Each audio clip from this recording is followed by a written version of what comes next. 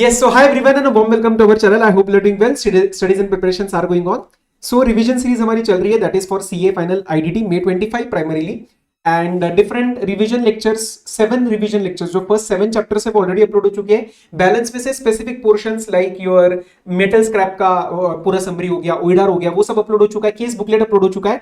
So all things whichever are being done वो सारा कुछ upload हो रहा है. Lot of things are in pipeline as well. Ensure that आप चैनल को सब्सक्राइब कर रहे हो so that you do not miss out on all the updates. ठीक है, क्योंकि अभी बहुत सारी चीजें प्लान हो रही है सर जो आपको that will be very beneficial for you. Second point, Telegram channel join कर लेना प्लीज. प्लीज क्यों कह रहा हूं, ये आप ही के भले के लिए. You just scan this quickly on your phone and you can join that. Reason being I am covering a lot of MCQs which are very very small points that you tend to miss out while studying. पढ़ते वक्त आपने शायद सोचा भी नहीं होगा कि ऐसा पॉइंट टेस्ट किया जा सकता है जो हम टेस्ट कर रहे हैं. Plus it is an open discussion group, you can talk, you can ask queries and we will interact. Yes, चलो बस यही दो चीजें बतानी थी. एंड जेन्युइनली कंटेंट अच्छा लगे तो लाइक कमेंट करना, it helps me to reach more students. चलो, so in this particular chapter we are going to talk about registration. ठीक है, थोड़ा बेसिक्स बात कर लेते पहले before jumping to the provisions. Registration chapter हमारा कौन से एक्ट से लिंक्ड है? Registration is linked with CGST, okay, not IGST.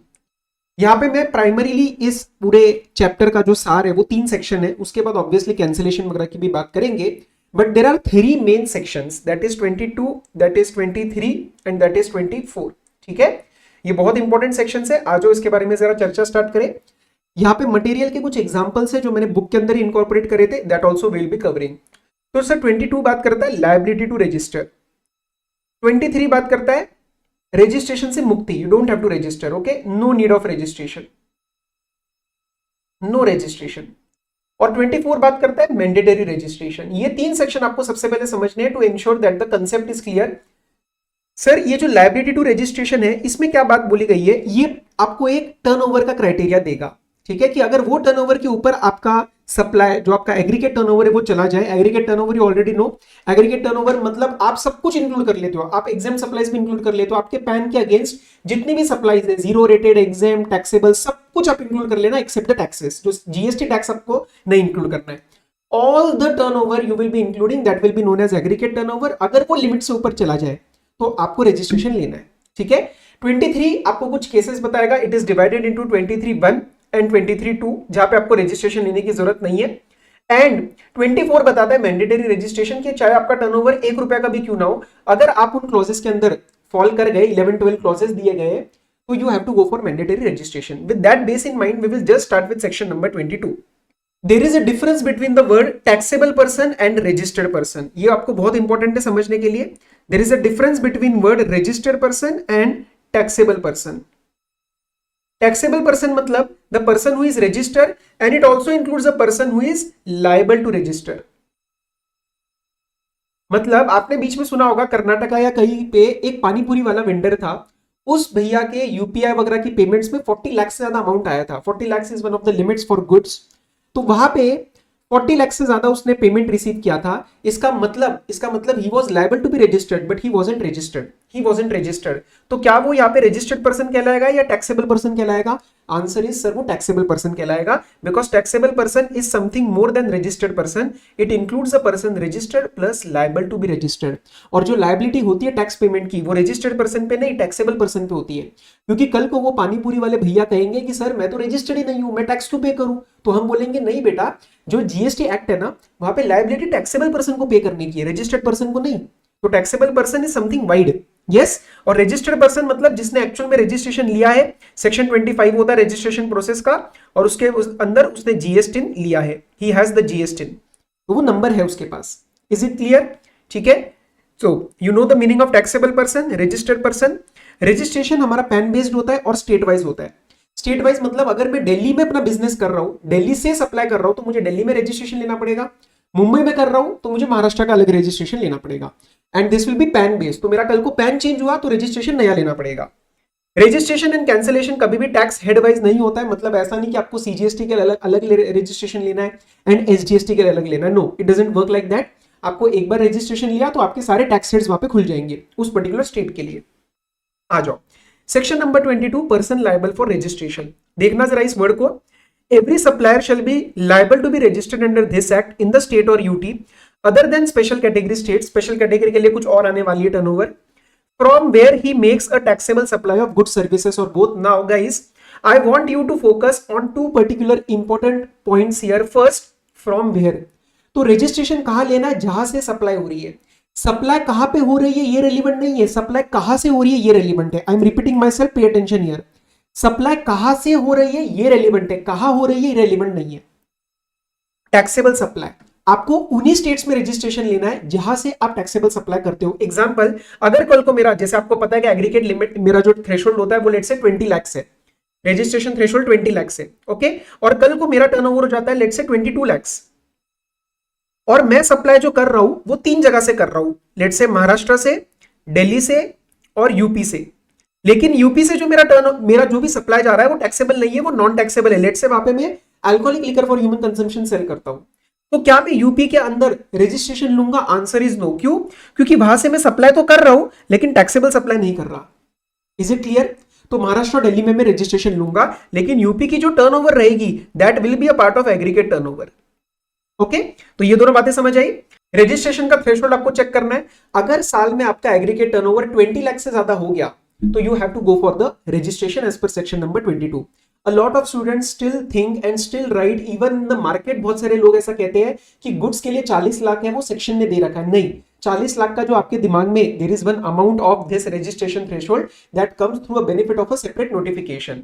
जो सेक्शन 22 एक्ट अपने आप में कहता है वो दो ही लिमिट्स बोलता है, 20 लाख एंड 10 लाख. 10 लाख किसके लिए होती है? स्पेशल कैटेगरी स्टेट्स 4 है, MMNT, मणिपुर, मिजोरम, नागालैंड एंड त्रिपुरा. ये एमएमएनटी में अगर एमएमएनटी इन्वॉल्व है आपके वन ऑफ द स्टेट्स जहां से आप सप्लाई कर रहे हो टैक्सेबल वाली, तो उस केस में आपका रजिस्ट्रेशन थ्रेशोल्ड हो जाएगा 10 लाख. ठीक है, तो कल को अगर लेट से मैं यूपी, यहाँ पे महाराष्ट्र, दिल्ली और यूपी था, लेट से दिल्ली की जगह यहाँ पे मणिपुर है एक, तो फिर आपका टर्नओवर कितना क्रॉस करना चाहिए? रजिस्ट्रेशन थ्रेशोल्ड क्या बन जाएगा? 10 लाख.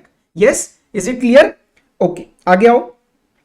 जॉब वर्कर के केस में for example I have given my goods to a job worker mister A, और वहां से मैंने उसको बोल दिया आगे सप्लाई कर दे. अब वो जो सप्लाई है वो किसके एग्रीगेट टर्नओवर में आएगा? जॉब वर्कर की या मेरी? ऑब्वियसली मेरी. वहां से सिर्फ मैंने सप्लाई कराई है, ठीक है, तो वो उसके एग्रीगेट टर्नओवर में नहीं आएगा. एमएमएनटी वाली बात मैंने आपको बता दी है. एमएमएनटी में अगर आपका एमएमएनटी से कोई भी सप्लाई हो रहा है, मतलब आपके पिक्चर में एमएमएनटी में से कोई भी एक स्टेट इन्वॉल्व है, तो आपका रजिस्ट्रेशन का थ्रेशोल्ड हो जाएगा 10 लाख. अभी मैं एग्जांपल कराऊंगा. अब एक नोटिफिकेशन आता है, उससे पहले एक हम क्लैरिफिकेशन चेक करेंगे. सिंपल सी बात सुनना पहले. गुड्स के केस में गवर्नमेंट के पास पावर है कि वो टर्नओवर का लिमिट बढ़ा सकती है, लेकिन 40 लाख से ज्यादा नहीं. That we will see. We have a notification number 10 2019. उसी के रिस्पेक्ट में एक क्वेरी आता है कि सर अगर एक गुड्स का डीलर है, वो सिर्फ गुड्स में ही डील कर रहा है, वो सर्विसेज में नहीं डील कर रहा, लेकिन उसने कुछ एफडी वगैरह अर्न करी है, कोई अमाउंट लोन पे देके उस पे इंटरेस्ट अर्न किया है. अब टेक्निकली तो वो सर्विस है, वो है वैसे तो डीलर का he is a dealer of goods, but he is earning some kind of an exempt income in form of services. अगर उसने कोई इंटरेस्ट इनकम अर्न किया, I know that is exempt, but technically it is a service. Yes और no? तो अगर वो ऐसा कोई सर्विस दे रहा है which is exempt in form of interest income और discounting income, then he shall still be considered as a exclusive dealer of goods only. इससे फायदा क्या होगा? मैंने जो आपको ऊपर बताया ना अभी कि this notification is there which gives a higher limit for goods dealer, वो उसको यहां पे मिल जाएगा. अगर मैं ये नहीं बोलता तो टेक्निकली वो गुड्स प्लस सर्विस दे रहा था, and services is exempt, that is a separate issue, but technically वो गुड्स प्लस सर्विस दे रहा था, तो उसको ये बेनिफिट नहीं मिलता, हायर लिमिट फॉर गुड्स नहीं मिलती. तो उन्होंने क्लैरिफाई किया क्या, if a person is considered that, उन्होंने क्लैरिफाई किया that a person shall be considered to be engaged exclusively in the supply of goods even if he is engaged in exempt supply of services provided by way of extending deposit, loans, advance in so far as the consideration is represented by way of interest or discount. तो technically अगर हम देखा जाए तो वो goods का भी dealing कर रहा था प्लस ये सर्विस भी दे रहा था. सर्विस कौन सी? लोन पे जो भी उसने अमाउंट दिया, on which the interest income is exempt. That is a separate issue. Taxability is a separate issue, but technically is giving goods plus services. ठीक है, तो अगर वो ये वाली सर्विस दे रहा है तो हम उसको स्टिल एक्सक्लूसिव गुड्स ही मानेंगे कि वो एक्सक्लूसिवली गुड्स में ही डील कर रहा है, वो एक्सक्लूसिवली गुड्स का ही सप्लाई कर रहा है. क्यों? ताकि वो भी हायर बेनिफिट, जो 40 लाख का बेनिफिट मैं आपको भी बताऊंगा इन केस ऑफ गुड्स, वो ले पाए. Is it clear? यस. चलो आगे बढ़ो. अब एक आता है वो नोटिफिकेशन नंबर 10 2019. इसने आके गुड्स के लिए एक हायर लिमिट दे दी. नॉर्मल 20 लाख एंड 10 लाख है, लेकिन इसने आके गुड्स के लिए 40 लाख की लिमिट दे दी, बट उसके लिए 4 कंडीशंस चेक करनी है। आओ, so this exempts any person who is engaged exclusively in the supply of goods and whose aggregate turnover in a financial year does not exceed 40 lakh. तो exemption is from the requirement to obtain the registration.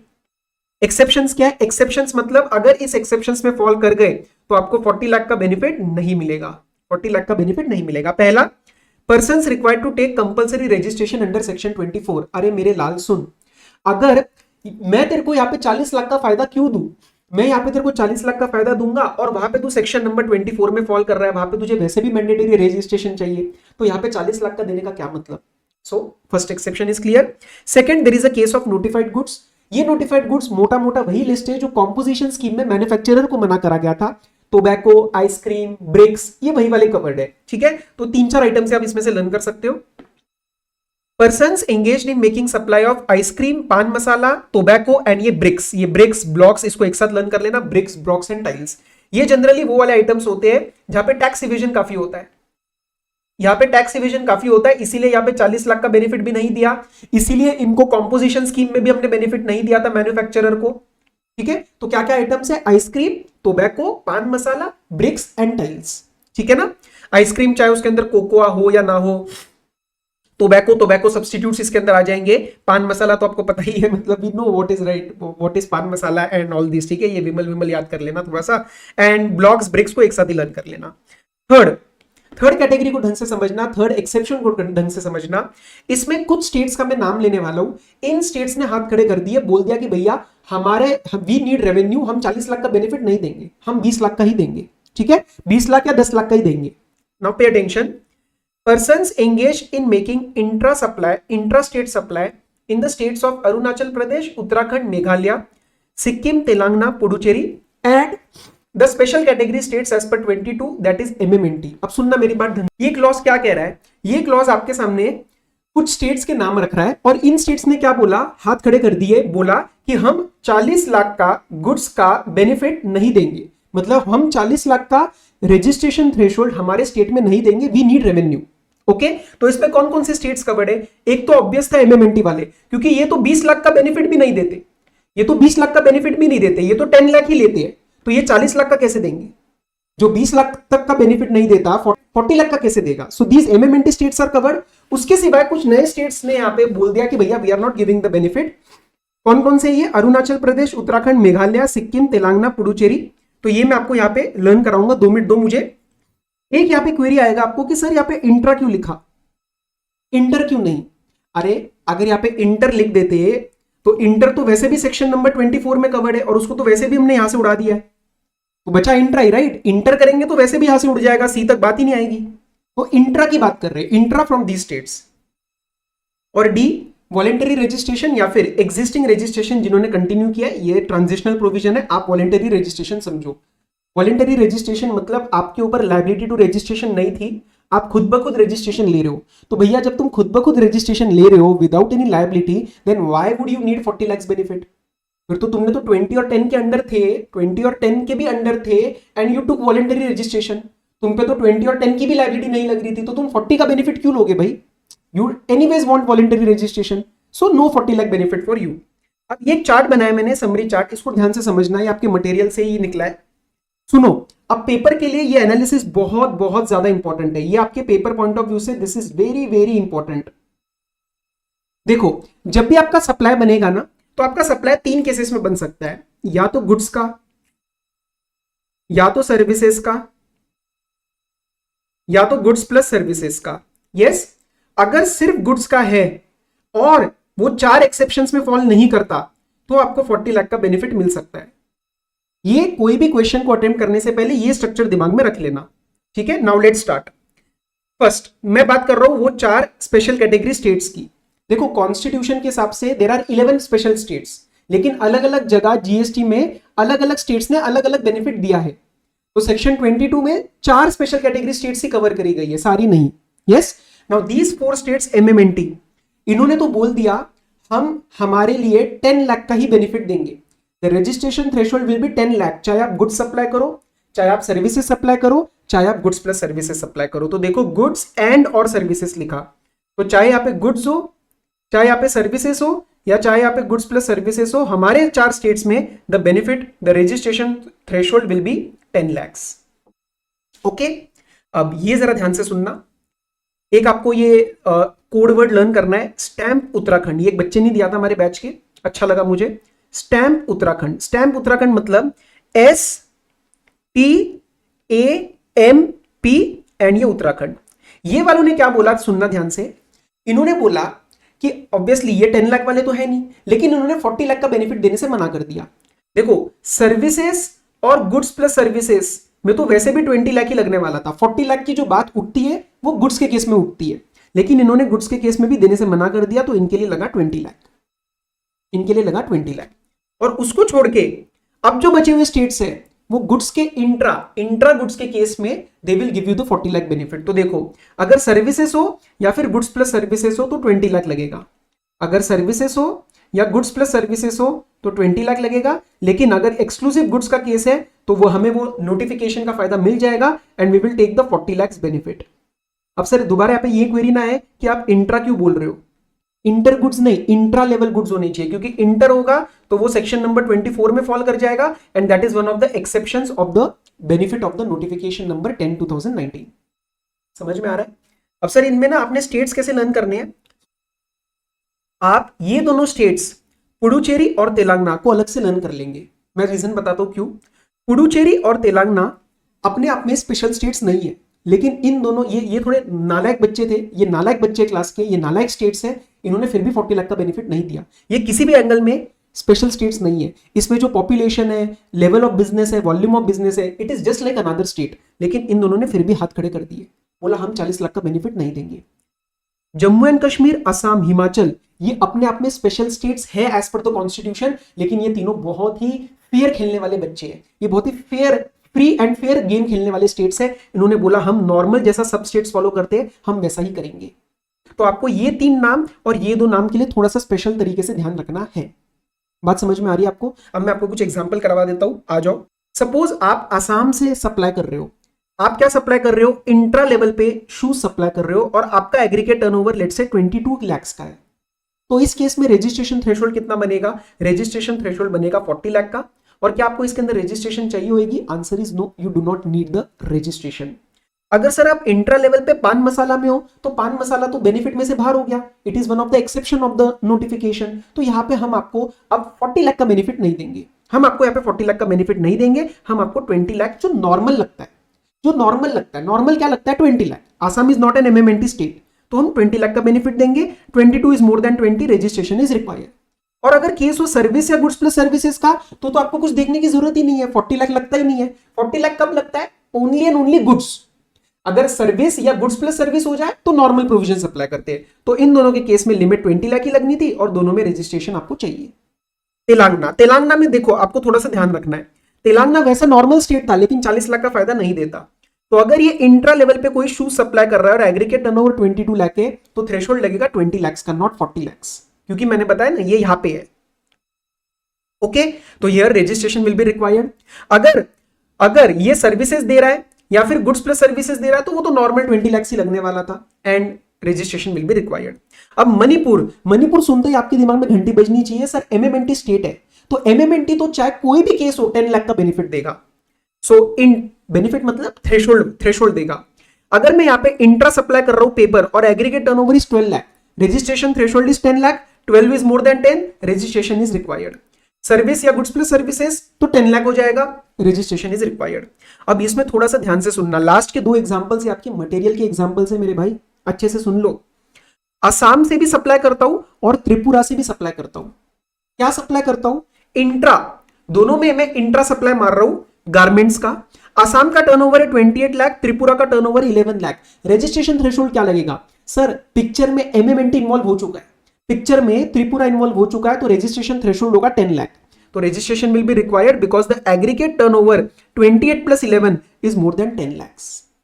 तो अगर आपका special category state जो है एमएमएनटी वाला कहीं से भी इन्वॉल्व हो गया पिक्चर में, मतलब आप वहां से टैक्सेबल सप्लाई अगर कर रहे हो तो आपका लिमिट हो जाएगा 10 लाख।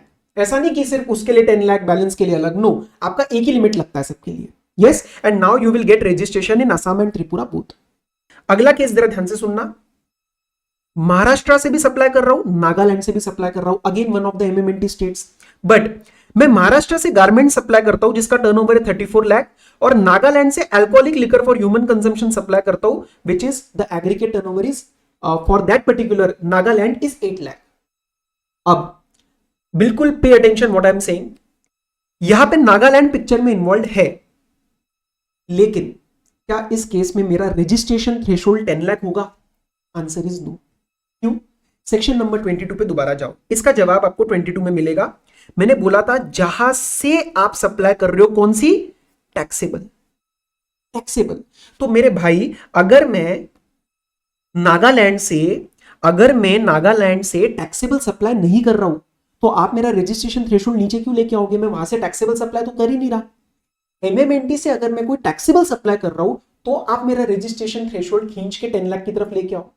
लेकिन अगर मैं वहां से टैक्सेबल सप्लाई नहीं कर रहा तो मेरा 10 लाख नहीं रहेगा, फिर मेरा नॉर्मल रहेगा। नॉर्मल इस केस में महाराष्ट्र है और गारमेंट्स है, तो that is 40 lakh. Is it clear? तो यहां पे रजिस्ट्रेशन का जो लिमिट है वो मेरा 40 लाख लगेगा।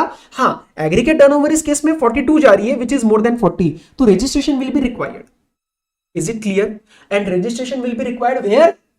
Registration will be required where? Only where I am making a taxable supply. So I am going to take registration only in Maharashtra. I am explaining this point again. Please pay attention. ये बहुत बच्चों को नहीं strike करता है। देखो, आपका जो एमएमएनटी का स्टेट है ना, एमएमएनटी जो 4 स्टेट्स है, अगर आप यहां से मतलब from the states, if you are making a taxable supply, तो आपका रजिस्ट्रेशन का जो थ्रेशोल्ड बनेगा वो बनेगा 10 लाख। एंड इफ मेरा एग्रीगेट टर्नओवर इस टर्नओवर से क्रॉस कर गया तो मैं इन वाले स्टेट्स के अंदर रजिस्ट्रेशन लूंगा। अगर मेरा एमएमएनटी से टैक्सेबल सप्लाई नहीं हो रहा तो मैं यहां पे रजिस्ट्रेशन नहीं लूंगा, क्योंकि सेक्शन 22 का वर्डिंग्स पे ध्यान दो, from where taxable supply. Is it clear? आगे बढ़ सकते हैं। ये आपके मटेरियल के सवाल थे, तो I hope this is now clear. 2-3 बातें जनरल है, सुन लो। रजिस्ट्रेशन उन्हीं स्टेट्स में लेना है जहां पे आपका फिक्स एस्टेब्लिशमेंट है। ऑब्वियसली जहां से मैं सप्लाई कर रहा हूं और जहां पे मेरा ऑफिस रहेगा वहां पे मैं रजिस्ट्रेशन लूंगा। अगर बिजनेस का ट्रांसफर हो रहा है तो transfer will be registered from the transfer date, ताकि वहां से आगे वो अपना कंटिन्यूअंस करे, अपना बिजनेस का कंटिन्यूअंस करे, और जीएसटी नंबर जो भी उसने नया लिया होगा he will get registered, and वहां से आगे कंप्लायंसेस को स्टार्ट करेगा। अगर transfer is pursuant to NCLT और हाईकोर्ट का डिसीजन और सैंक्शन, तो ये कंपनीज वगैरह के केस में लगता है, तो जिस दिन सैंक्शन मिलेगा ROC will issue new certificate of incorporation, तो उस दिन से नया वाला जो ट्रांसफरी बनी होगी, what ever the entity will be form, वो उस दिन से अपना रजिस्ट्रेशन लेगी and it will continue the GST compliances. मतलब बेसिकली ये कट ऑफ डेट है कि ट्रांसफर हो गया, नई एंटिटी वहां से आगे काम स्टार्ट करेगी। यस, काम स्टार्ट मतलब business start, GST compliances start. अब बात करते हैं सेक्शन नंबर 24। अब 24 आके ये चीज बोलता है कि आपकी टर्नओवर कितनी है मुझे उससे फर्क नहीं पड़ता। सेक्शन 22 को मारो गोली। मारो गोली मतलब not with standing section number 22, आप इग्नोर करो। आपकी टर्नओवर चाहे 1 रुपया की भी क्यों ना हो, अगर आप नीचे गए दिए गए क्लॉजेस के अंदर फॉल कर गए तो you will have a liability to get registered. You have to get registered now. Yes, पहला, persons making interstate taxable supply. आप इंटरस्टेट टैक्सेबल सप्लाई कर रहे हो, मतलब आप इंट्रा लेवल पे नहीं, अब आप इंटर लेवल पे खेल रहे हो। दूसरे स्टेट में सप्लाई हो रही है, प्लेस ऑफ सप्लाई दूसरे स्टेट में जा रहा है, तो यार तुम तो बड़े आदमी हो, तो तुम्हारा टर्नओवर कितना फर्क नहीं पड़ता, अब तुम रजिस्ट्रेशन ले लो। Okay, you take the registration. Point to be noted, interstate purchase यहाँ पे कवर नहीं है। मतलब अगर मैं इंटरस्टेट परचेज करता हूं एंड आई पे IGST, I am not covered under mandatory registration. ठीक है, इंटरस्टेट सप्लाई हो रही है। अब सुनना, पहले सबको हमने कवर कर लिया इंटरस्टेट के नाम पे, लेकिन फिर हमने एग्जेम्पशन दे दी, और वो एग्जेम्पशन दी है सेक्शन 23 में, बट मैं उसको साथ में लिंक कर रहा हूं। क्या? कि अगर आप सर्विस दे रहे हो इंटरस्टेट में, अगर आप इंटरस्टेट में सर्विस दे रहे हो तो हम अभी भी आपको 10 लाख और 20 लाख का बेनिफिट देंगे। 10 lakh in case of MMNT, and second goods के केस में to promote handicraft and handmade goods हम 10 लाख और 20 लाख का बेनिफिट देंगे। तो सपोज कल को मैं ये माउस इंटरस्टेट सप्लाई करता हूं तो मुझे यहाँ पे कोई बेनिफिट नहीं मिलेगा 10 लाख 20 लाख का, because now I will be covered under section number 24। लेकिन कोई हैंडीक्राफ्ट या हैंडमेड गुड्स या कोई भी supply of service, let's say teaching service, तो वहां पे मुझे अभी भी 10 लाख 20 लाख का बेनिफिट मिलेगा। ये 23 में दिया है लेकिन साथ साथ बढ़ा दिया। CTP making a taxable supply, CTP मतलब casual taxable person, casual taxable person. Casual taxable person क्या होता है? मैं किसी और स्टेट में जाके सप्लाई करता हूं जहां पे मेरा कोई भी प्लेस ऑफ बिजनेस मेरा कोई भी वहां पे प्लेस ऑफ बिजनेस वगैरह नहीं है, और मैं अपने जस्ट बिजनेस करने जा रहा हूं, बट वहां पे मेरा एरिया ऑफ बिजनेस नहीं है, I don't have any fixed establishment. तो लेट्स से प्रगति मैदान दिल्ली में एक फेयर लगा था, वहां पे मैं सप्लाई करने गया 6 दिन के लिए। I am registered in Maharashtra. तो दिल्ली स्टेट के लिए I am a casual taxable person. Casual मतलब जिसका कोई फिक्स ठिकाना नहीं है, ये कैजुअली आके 6 दिन में सप्लाई करके निकल जाएगा। तो अगर मैं वहां जाके टैक्सेबल सप्लाई करता हूं, देखो एग्जाम सप्लाई होगी तो यहाँ पे रजिस्ट्रेशन मैंडेटरी नहीं है। इस वर्ड पे ध्यान देना, आप देते नहीं हो इन वर्ड्स पे ध्यान। टैक्सेबल सप्लाई कर रहा हूं वहां जाके, तो I have to get mandatory registered under Delhi. Again यहाँ पे लेकिन एग्जेम्पशन मिल जाएगा हैंडीक्राफ्ट हैंडमेड गुड्स के लिए। क्लियर हो रही है बात? सर ये बार बार हैंडीक्राफ्ट हैंडमेड गुड्स के लिए क्यों एग्जेम्पशन दे रहे हैं? हम एग्जेम्पशन इसीलिए दे रहे हैं ताकि कहीं ना कहीं उसकी कॉस्ट भी कम रहे, and we want to promote that. तो सीटीपी को भी एग्जेम्पशन दी, मतलब एग्जेम्पशन मतलब हमने 10 लाख 20 लाख का बेनिफिट दिया, एग्जेम्पशन फ्रॉम मैंडेटरी रजिस्ट्रेशन दिया to promote the handicraft handmade goods. तो चाहे आप नॉर्मल पर्सन हो and you are giving interstate handicraft handmade goods, और you are a CTP, then still in both the cases we will give this benefit for notified handmade and handicraft goods. Next, persons who are required to pay tax under RCM, all inward supplies, that is on inward supplies received. For example, you remember in case of sponsorship, the RCM applies when the sponsorship service is given by any person to a company or a body corporate. So let's say any person ने supply दिया है sponsorship service का, किसको? ए limited को, और ए limited आज ही बनी है, it's a newly incorporated company जिसका टर्नओवर 0 है। बट इस केस में अब क्या लग जाएगा? इसके ऊपर आरसीएम लग जाएगा। अब ये नहीं बोल सकता कि मेरा टर्नओवर कुछ भी नहीं है, it will fall under RCM, it will have to get registered mandatorily, it will have to get registered mandatorily. ठीक है, okay. So these are receiving the supplies, these are receiving the supplies, they are paying tax under RCM, मतलब वो supply receive कर रहे हैं, inward supply से। आगे, persons who are required to pay tax under 9 subsection 5, 9 subsection 5 ECO में लगता है। ईसीओ का अलग टॉपिक में एक अलग वीडियो बनाने वाला हूं, we will discuss thoroughly in that, revise करवा देता हूं फिर भी। 9.5 में there are 4 kinds of services, not goods, 4 types of services covered, in which there is a deeming provision that those 4 services are supplied by the ECO, not the actual supplier. Okay. Next, NRTP making taxable supply. Non-resident taxable person is just like a casual taxable person, but ये बंदा foreigner है जो India में आके supply कर रहा है। तो यहाँ पे उसका बिजनेस हो ना हो, उसका फिक्स्ड प्लेस हो ना हो, वो होता ही नहीं है। मतलब basically there is no fixed place of business, उसका यहाँ पे इंडिया में कुछ भी नहीं है, लेकिन वो आके टैक्सेबल सप्लाई कर रहा है। तो चाहे उसकी 1 रुपए की सप्लाई क्यों ना हो, he has to get mandatorily registered. There is a thin line of difference between CTP and NRTP. CTP में एक बिजनेस कंडीशन होती है कि मैं अपना बिजनेस के रिस्पेक्ट में जाके टैक्सेबल सप्लाई करता हूं, एनआरटीपी में वो भी नहीं होती। But this is a very detailed difference of definitions that we cover in class. एक बार आप स्टिल डेफिनेशंस रीड करना, आपको वो बिजनेस कंडीशन मिसिंग दिखेगी in NRTP, not required for revision here. आगे आओ, persons who are required to deduct tax under section 51। तो टीडीएस और टीसीएस जिनको करना है, टीडीएस यू नो ऑलरेडी 2,50,000 के ऊपर जब कॉन्ट्रैक्ट वैल्यू होती है तो गवर्नमेंट के डिपार्टमेंट्स और वो सब वहां पे कवर हो जाते हैं, और टीसीएस ईसीओस के लिए होता है। तो इन दोनों का चाहे खुद का टर्नओवर कितना भी हो, टीडीएस टीसीएस कंप्लायंस करने के लिए they have to get mandatorily registered. Persons making taxable supply on behalf of another taxable person. Let's say एक टैक्सेबल पर्सन है मिस्टर ए, ठीक है। अब ए ने क्या सोचा, एक तरकीब लगाने की कोशिश करी। ए ने बोला यार मैं तो टैक्सेबल पर्सन हूं, मतलब I need to get registered, right? तो मेरे को तो टैक्स पे करना है। इसने अपने फ्रेंड को बोला कि एक काम कर, तू मेरे बिहाफ पे टैक्सेबल सप्लाई दे, और तू तो अभी रजिस्टर्ड नहीं है, तूने तो अभी पहली बार सप्लाई कर रहा है, तू you are not registered, you are not a taxable person. तो हम जो है इससे कॉस्ट कम रखेंगे और यहाँ पे जीएसटी नहीं लगेगा। We will try to save the GST, but this will lead to loss of government. तो गवर्नमेंट ने क्या बोला कि भाई साहब मिस्टर बी, अगर आप एक टैक्सेबल सप्लाई करते हो on behalf of another taxable person, you yourself will fall under section 24, that is mandatory registration. तो ये टैक्स प्लानिंग फेल कर जाएगी। Yes, read again. You are making taxable supply on behalf of another taxable person. If you are making taxable supply on behalf of normal person, not a taxable person, or you are making non-taxable supply on behalf of taxable person, मतलब दोनों में से एक condition अगर पिट गई तो section 24 यहाँ पे नहीं लगेगा। आईएसडी को मैंडेटरीली रजिस्ट्रेशन लेना पड़ता है क्रेडिट डिस्ट्रीब्यूट करने के लिए। ईसीओ का यहाँ पे कुछ कंसेप्ट है, वो मैं अलग से ईसीओ वाले वीडियो में ही लूंगा क्योंकि यहाँ पे बहुत कंफ्यूजन हो जाएगा। टीसीएस मैंने कवर करा दिया। नेक्स्ट है ओइडार, सप्लायर ऑफ ओइडार। हालांकि I have discussed in the OIDAR video, but let's discuss it again, not an issue. OIDAR supplier is outside India and recipient is a non taxable online recipient, मतलब he is unregistered. तो उस case में क्या RCM लगेगा? Answer is no.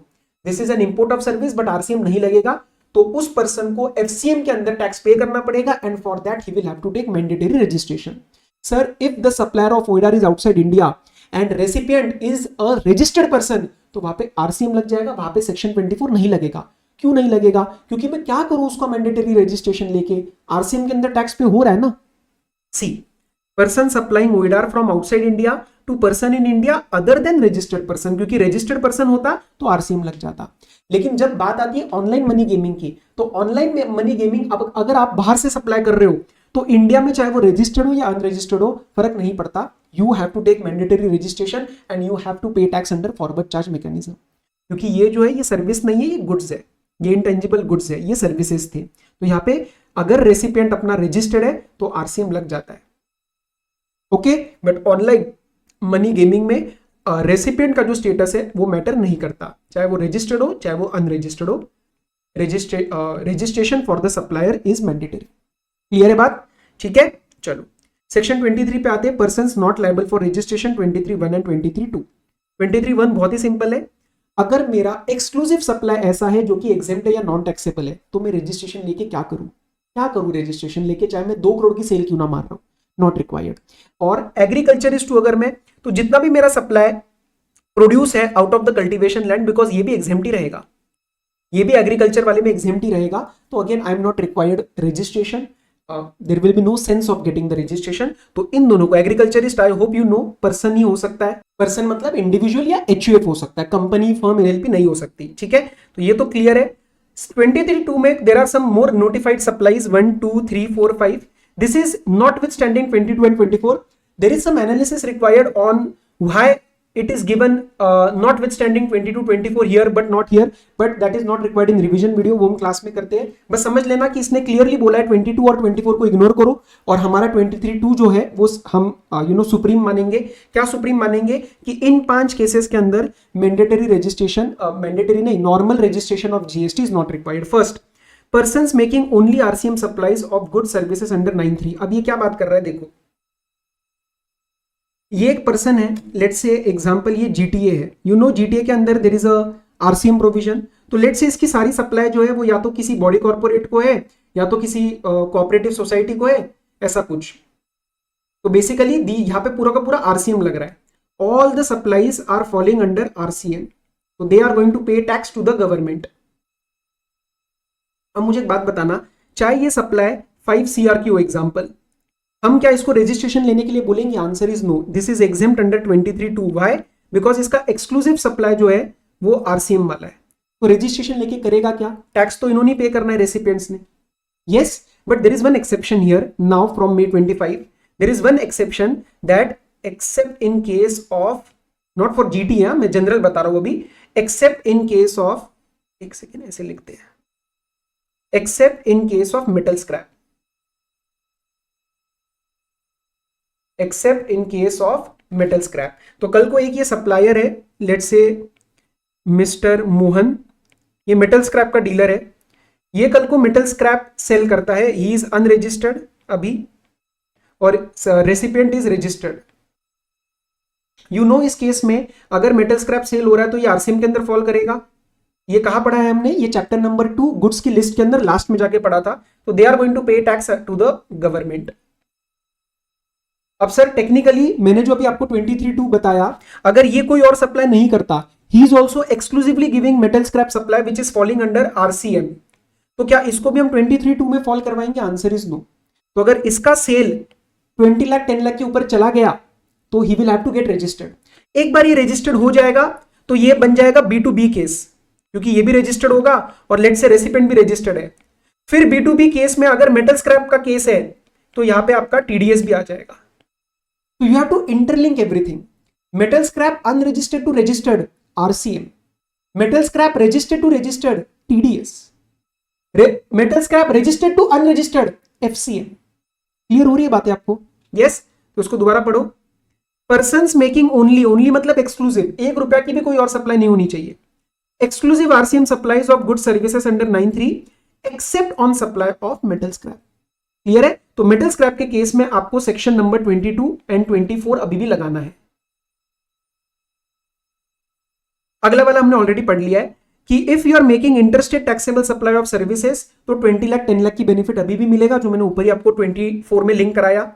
If you are making interstate taxable supply of notified handmade और handicraft goods और you are a CTP making interstate supply of notified handmade goods then you will get the benefit of 20 lakh 10 lakh. आप पे mandatory registration नहीं लगेगा। इसके सिवाय अगर आप सर्विसेज ईसीओ के थ्रू दे रहे हो तो भी हम आपको 10 लाख 20 लाख का बेनिफिट देंगे। यस, एक छोटा सा कंक्लूडिंग लाइन है, ईसीओ वाला आप ये पूरा ना समझ आए तो छोड़ देना, ईसीओ का मैं आपको अलग से वीडियो देने वाला हूं क्योंकि उसका चैप्टर ही अलग है, चैप्टर नंबर 12 है वो। बट एक कंक्लूडिंग लाइन सुन लो, सर्विसेज के केस में चाहे आप इंट्रा सर्विस कर रहे हो, चाहे आप इंटर सर्विस कर रहे हो, चाहे आप ईसीओ के द्वारा दे रहे हो, in all the cases you get the registration threshold of 20 lakh 10 lakh. Clear हो रही है बात? एक बात समझनी है आपको, जब मैं बोलता हूं हैंडमेड गुड्स तो हैंडमेड गुड्स में ऐसा नहीं है कि it should be 100% handmade, but ये some machinery is allowed, some machinery is allowed, but majority handmade होना चाहिए। आपके पेपर में एक सवाल आया था, उसमें वर्ड यूज किया था हैंडमेड गुड्स ऐसे से सप्लाई हुए हैं, और लास्ट में जाके क्वेश्चन ने बोला कि these are 50% made by hand and 50% made by machine.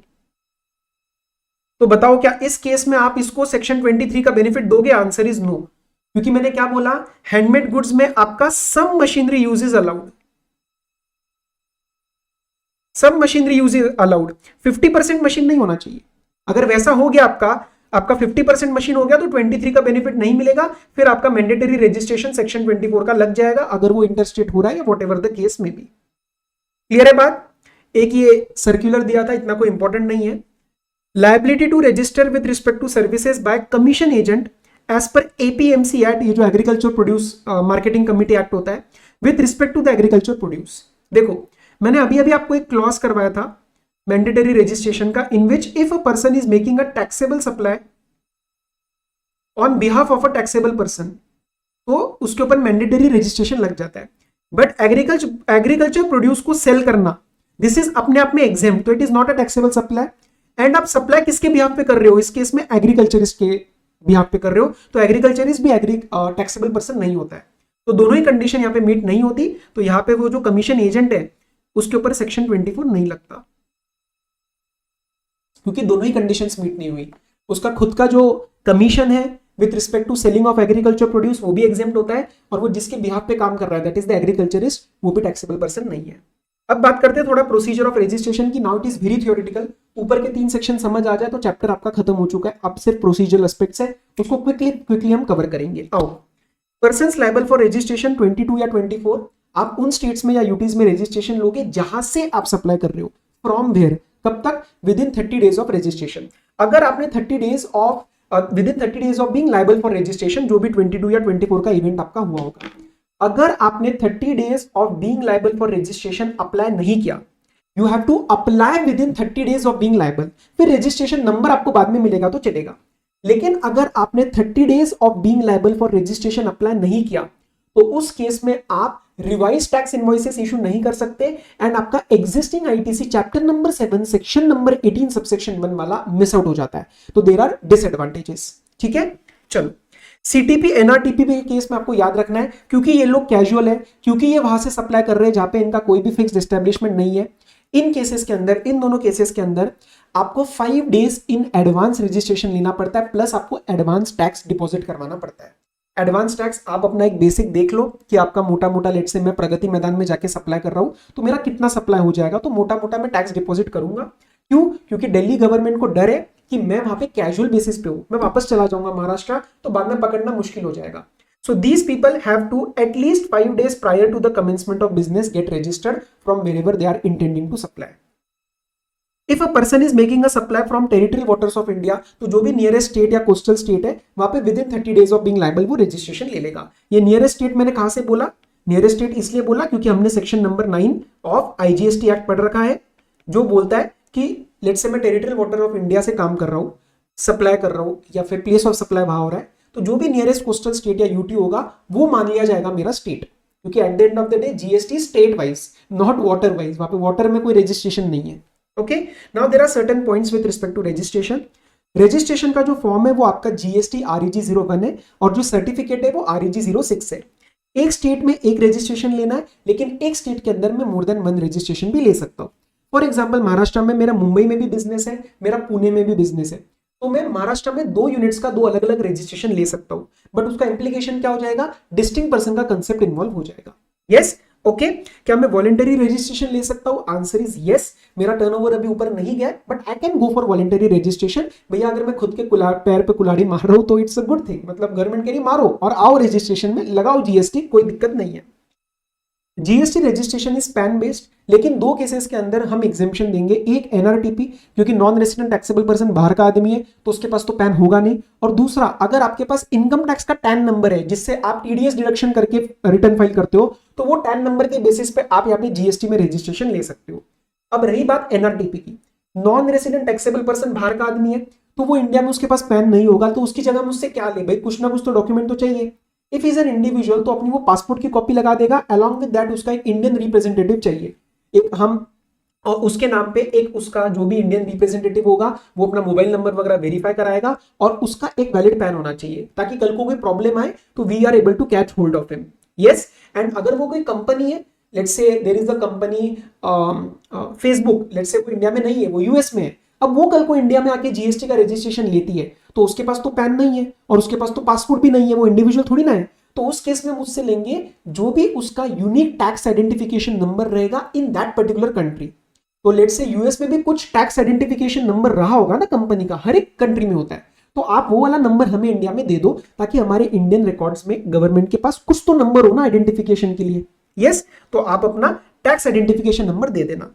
UN क्या होता है, यूनिक आइडेंटिटी नंबर, ये किन के लिए होता है, यूएन और वो जो स्पेशल डिप्लोमेटिक मिशंस वगैरह होते हैं उनको, आपको पता होगा कि they can claim refund on whatever inward supplies are received on a domestic level. Yes, we do not break the ITC chain, we do not give exemption, but हम UN वगैरह को ये बोलते हैं कि आप टैक्स पे करो and you get back the refund.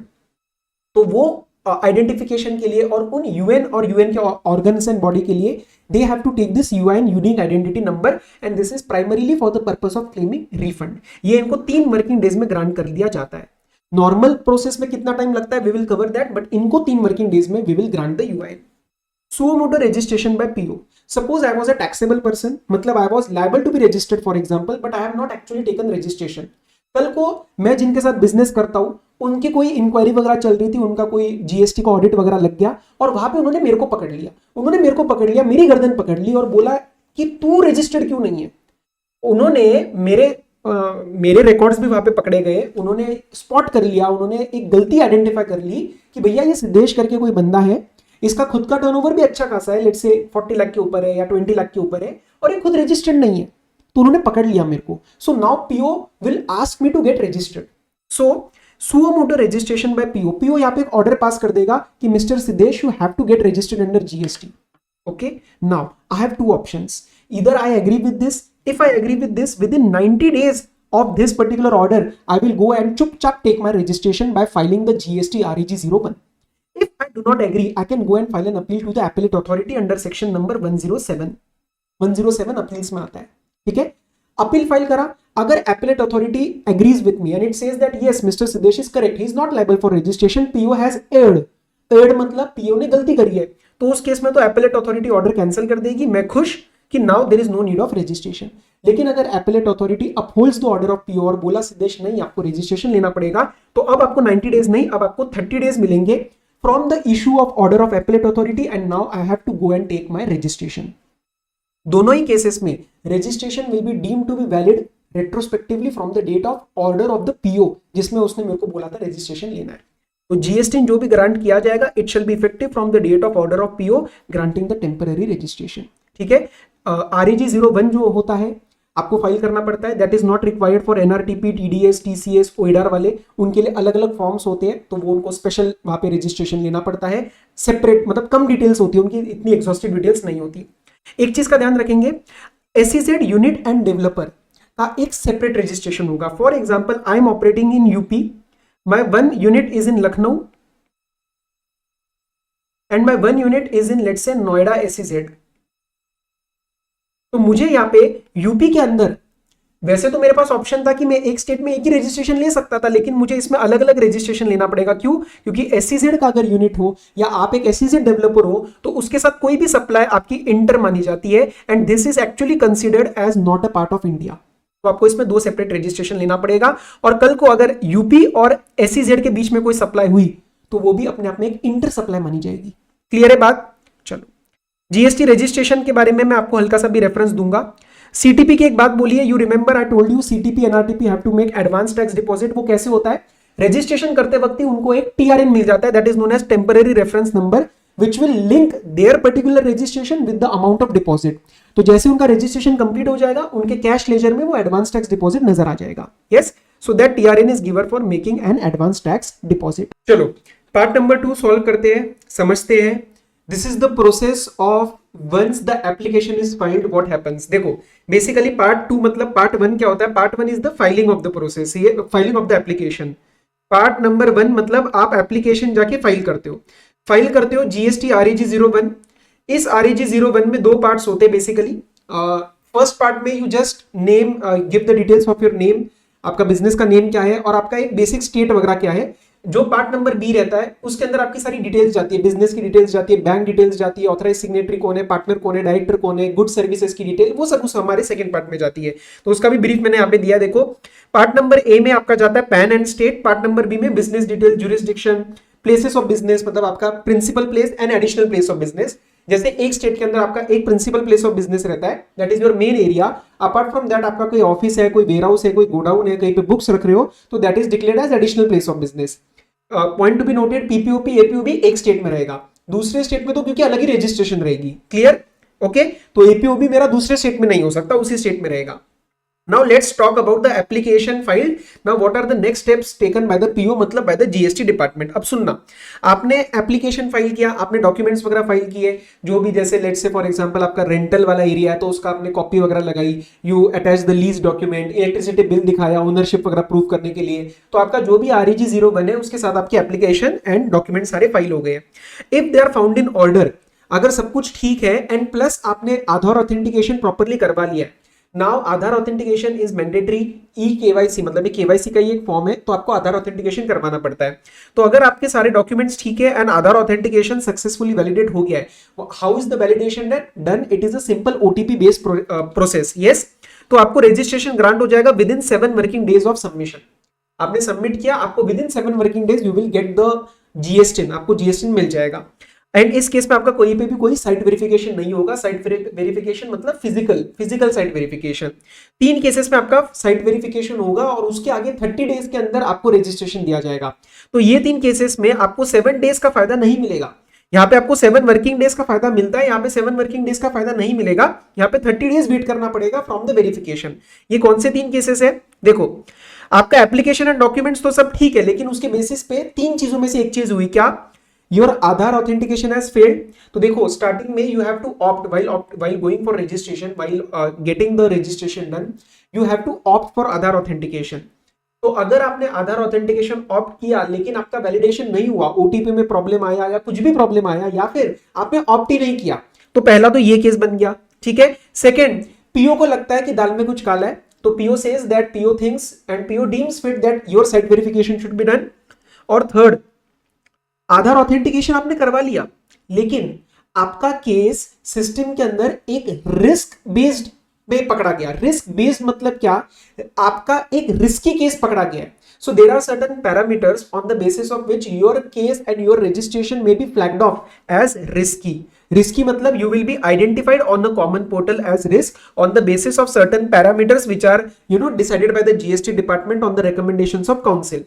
तो उसमें डेटा वगैरह कोलेक्ट किया जाता है और उसके बेसिस पे लगता है कि अगर आपका रिस्क है तो आपका साइट वेरिफिकेशन होगा। Yes, so in that case site verification will be required. अब इन 3 केसेस में आपको 7 वर्किंग डेज में नहीं, registration will be granted with in 30 days of the application after site verification and the prescribed documents. तो आपका site verification किया जाएगा, आपके डॉक्यूमेंट्स चेक किए जाएंगे, आपकी फोटोग्राफ ली जाएगी। So all those things happen. Okay, अब सुनना मेरी बात। If there is some clarification information और डॉक्यूमेंट रिक्वायर्ड, यहां पे तो सब कुछ ठीक था, कोई भी आपके डॉक्यूमेंट में गलती नहीं थी, यहाँ पे there is some additional information required, तो PO will call for it on electronic basis. Time limit exactly same, उन 3 केसेस के अंदर 30 डेज और बाकी केसेस के अंदर 7 वर्किंग डेज। मतलब उसको कुछ चाहिए तो 7 वर्किंग डेज और 30 डेज में he will ask for it. Now it will depend whether did you submit the required documents और not. If the answer is no, If the answer is no, then your application may be rejected. If the answer is yes, you did submit but still PO is not satisfied, then also PO can reject the application. But if you submitted the required documents, whatever the information was asked for, and the PO is absolutely satisfied, then within next 7 working days you will get the GST. ठीक है, तो दो cases में आपका rejection हो जाएगा along with writing of the reasons कि उन्होंने वो हवा में नहीं रिजेक्ट करेंगे, वो रीजंस लिखेंगे कि भैया ये गलती की वजह से या ये नॉन सेटिस्फैक्शन की वजह से we are rejecting it. Clear, ये बात समझ में आई। अगर यहाँ पे जो भी टाइम लिमिट्स दे रखी है ना, यहाँ पे जो भी टाइम लिमिट्स वगैरह दे रखी है, यहाँ पे if in these time limits the department does not act, then आपको automatically it will be deemed to be approved कि आपका जीएसटी मिल चुका है and you will get the GST, automatically allot हो जाएगा। यस, तो it will be deemed to be approved, your registration will be deemed to be approved. अभी आधार के बारे में कहानी सुन लो जरा। आधार के बारे में बहुत निटी ग्रिटीज यहाँ पे दे रखी है, हम अभी सारा कुछ रिवाइज नहीं करने वाले, उतना रिक्वायर्ड नहीं है एग्जाम पॉइंट ऑफ व्यू से, रिवीजन पॉइंट ऑफ व्यू से खासकर, क्लासेस में obviously we do cover it properly. तो सुनो, नए जो एप्लीकेंट्स होते हैं ना, they should go for Aadhaar authentication. Is it mandatory? In a way yes, in a way yes, क्योंकि नहीं करोगे तब आपका साइट वेरिफिकेशन करके आपसे केवाईसी लिया ही जाएगा। तो नए एप्लीकेंट्स को तो वो करवाना ही करवाना है, एग्जिस्टिंग एप्लीकेंट्स को भी करवाना है। मतलब एग्जिस्टिंग जो रजिस्टर्ड है ऑलरेडी, ये जब रूल आया था आधार का, उस टाइम जो रजिस्टर्ड लोग होंगे उनको भी आधार का ऑथेंटिकेशन कराना है। यस, अब सुनना जरा कैसे क्या होने वाला है।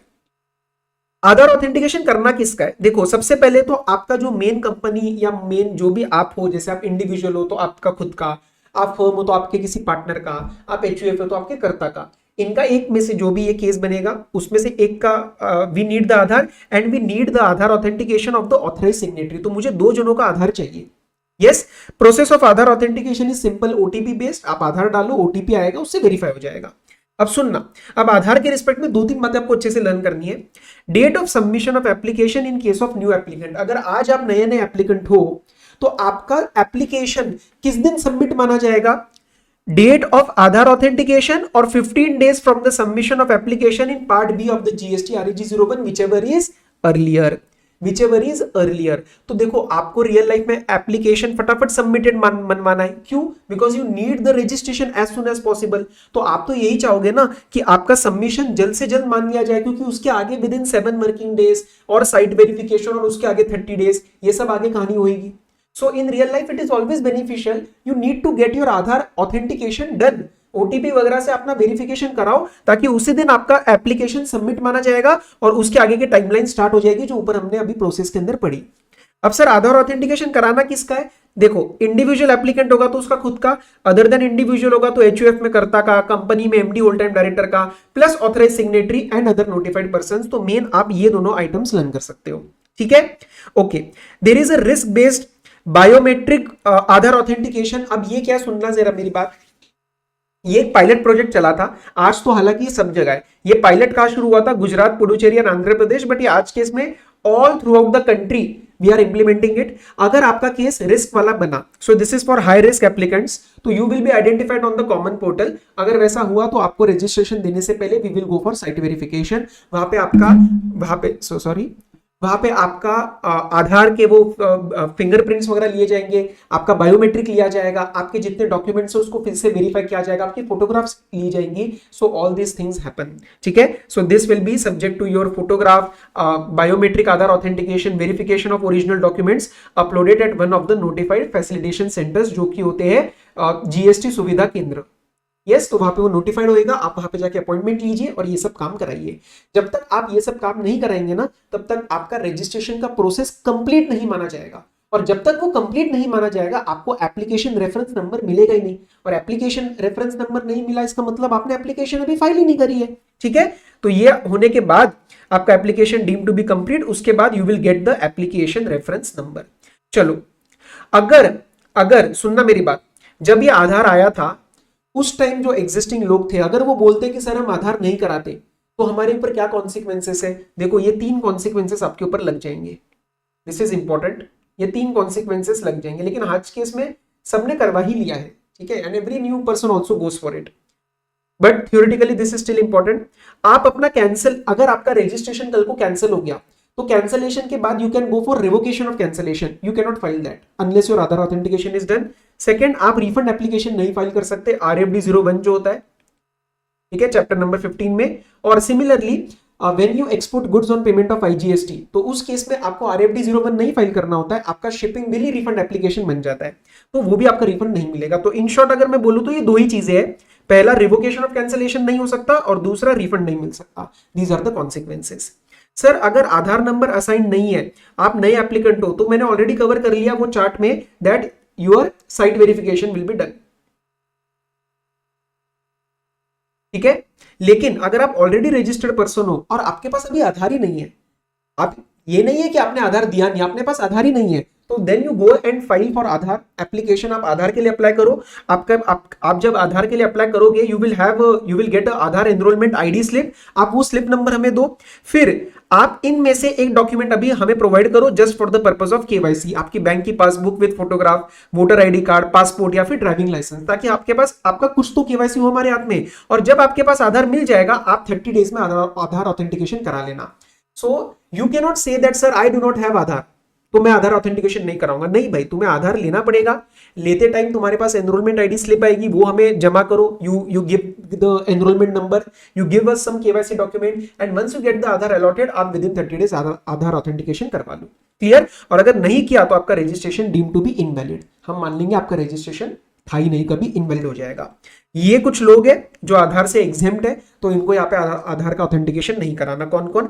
आप सिटीजन ही नहीं हो, you are not a citizen of India, department और एस्टेब्लिशमेंट ऑफ सेंट्रल और state government, local authority, statutory body, PSU and a person applying for unique identity number, ये यूएन वाले हैं, ये यूएन वाले हैं। So these people mainly government वगैरह के लोग जो है and not a citizen of India and UN वाले, तो इनको बोलते भैया आप आधार ऑथेंटिकेशन वगैरह के चक्कर में मत पड़ो, वी ट्रस्ट यू, ठीक है, आपका केवाईसी करने की जरूरत नहीं है।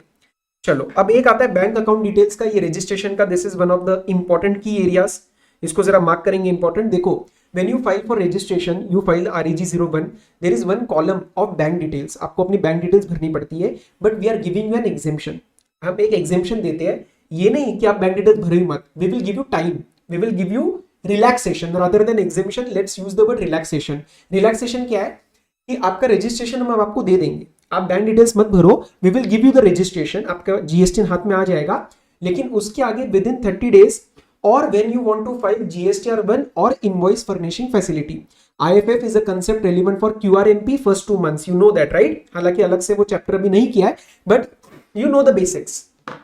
सो within 30 days of registration और फाइलिंग ऑफ IFF और GSTR1 whichever is earlier, तब तक आप अपने बैंक डिटेल्स भर देना। तो इन शॉर्ट में ये बोल सकता हूं कि अगर आपने जीएसटी ले लिया और लेट से 4 दिन में आपको GSTR1 फाइल करना है, तो आपको बैंक डिटेल्स अपनी अपडेट करनी पड़ेंगी, but this relaxation is not available to TDS deductor and TCS collector. तो उनको जब वो रजिस्ट्रेशन अप्लाई करते हैं उसी time they need to file the bank account details. चलो अब कई की जगह हमने जो बोला कि सर फिजिकल वेरिफिकेशन होता है आपका बिजनेस प्रीमाइसेस का, वहां पे एक छोटा सा अमेंडमेंट है, अभी का नहीं है, पुराना ही है। पुराने टाइम पे ऐसा होता था कि I need to be there at my premises when the physical verification is taking place, now that thing does not exist, तो physical presence is not required.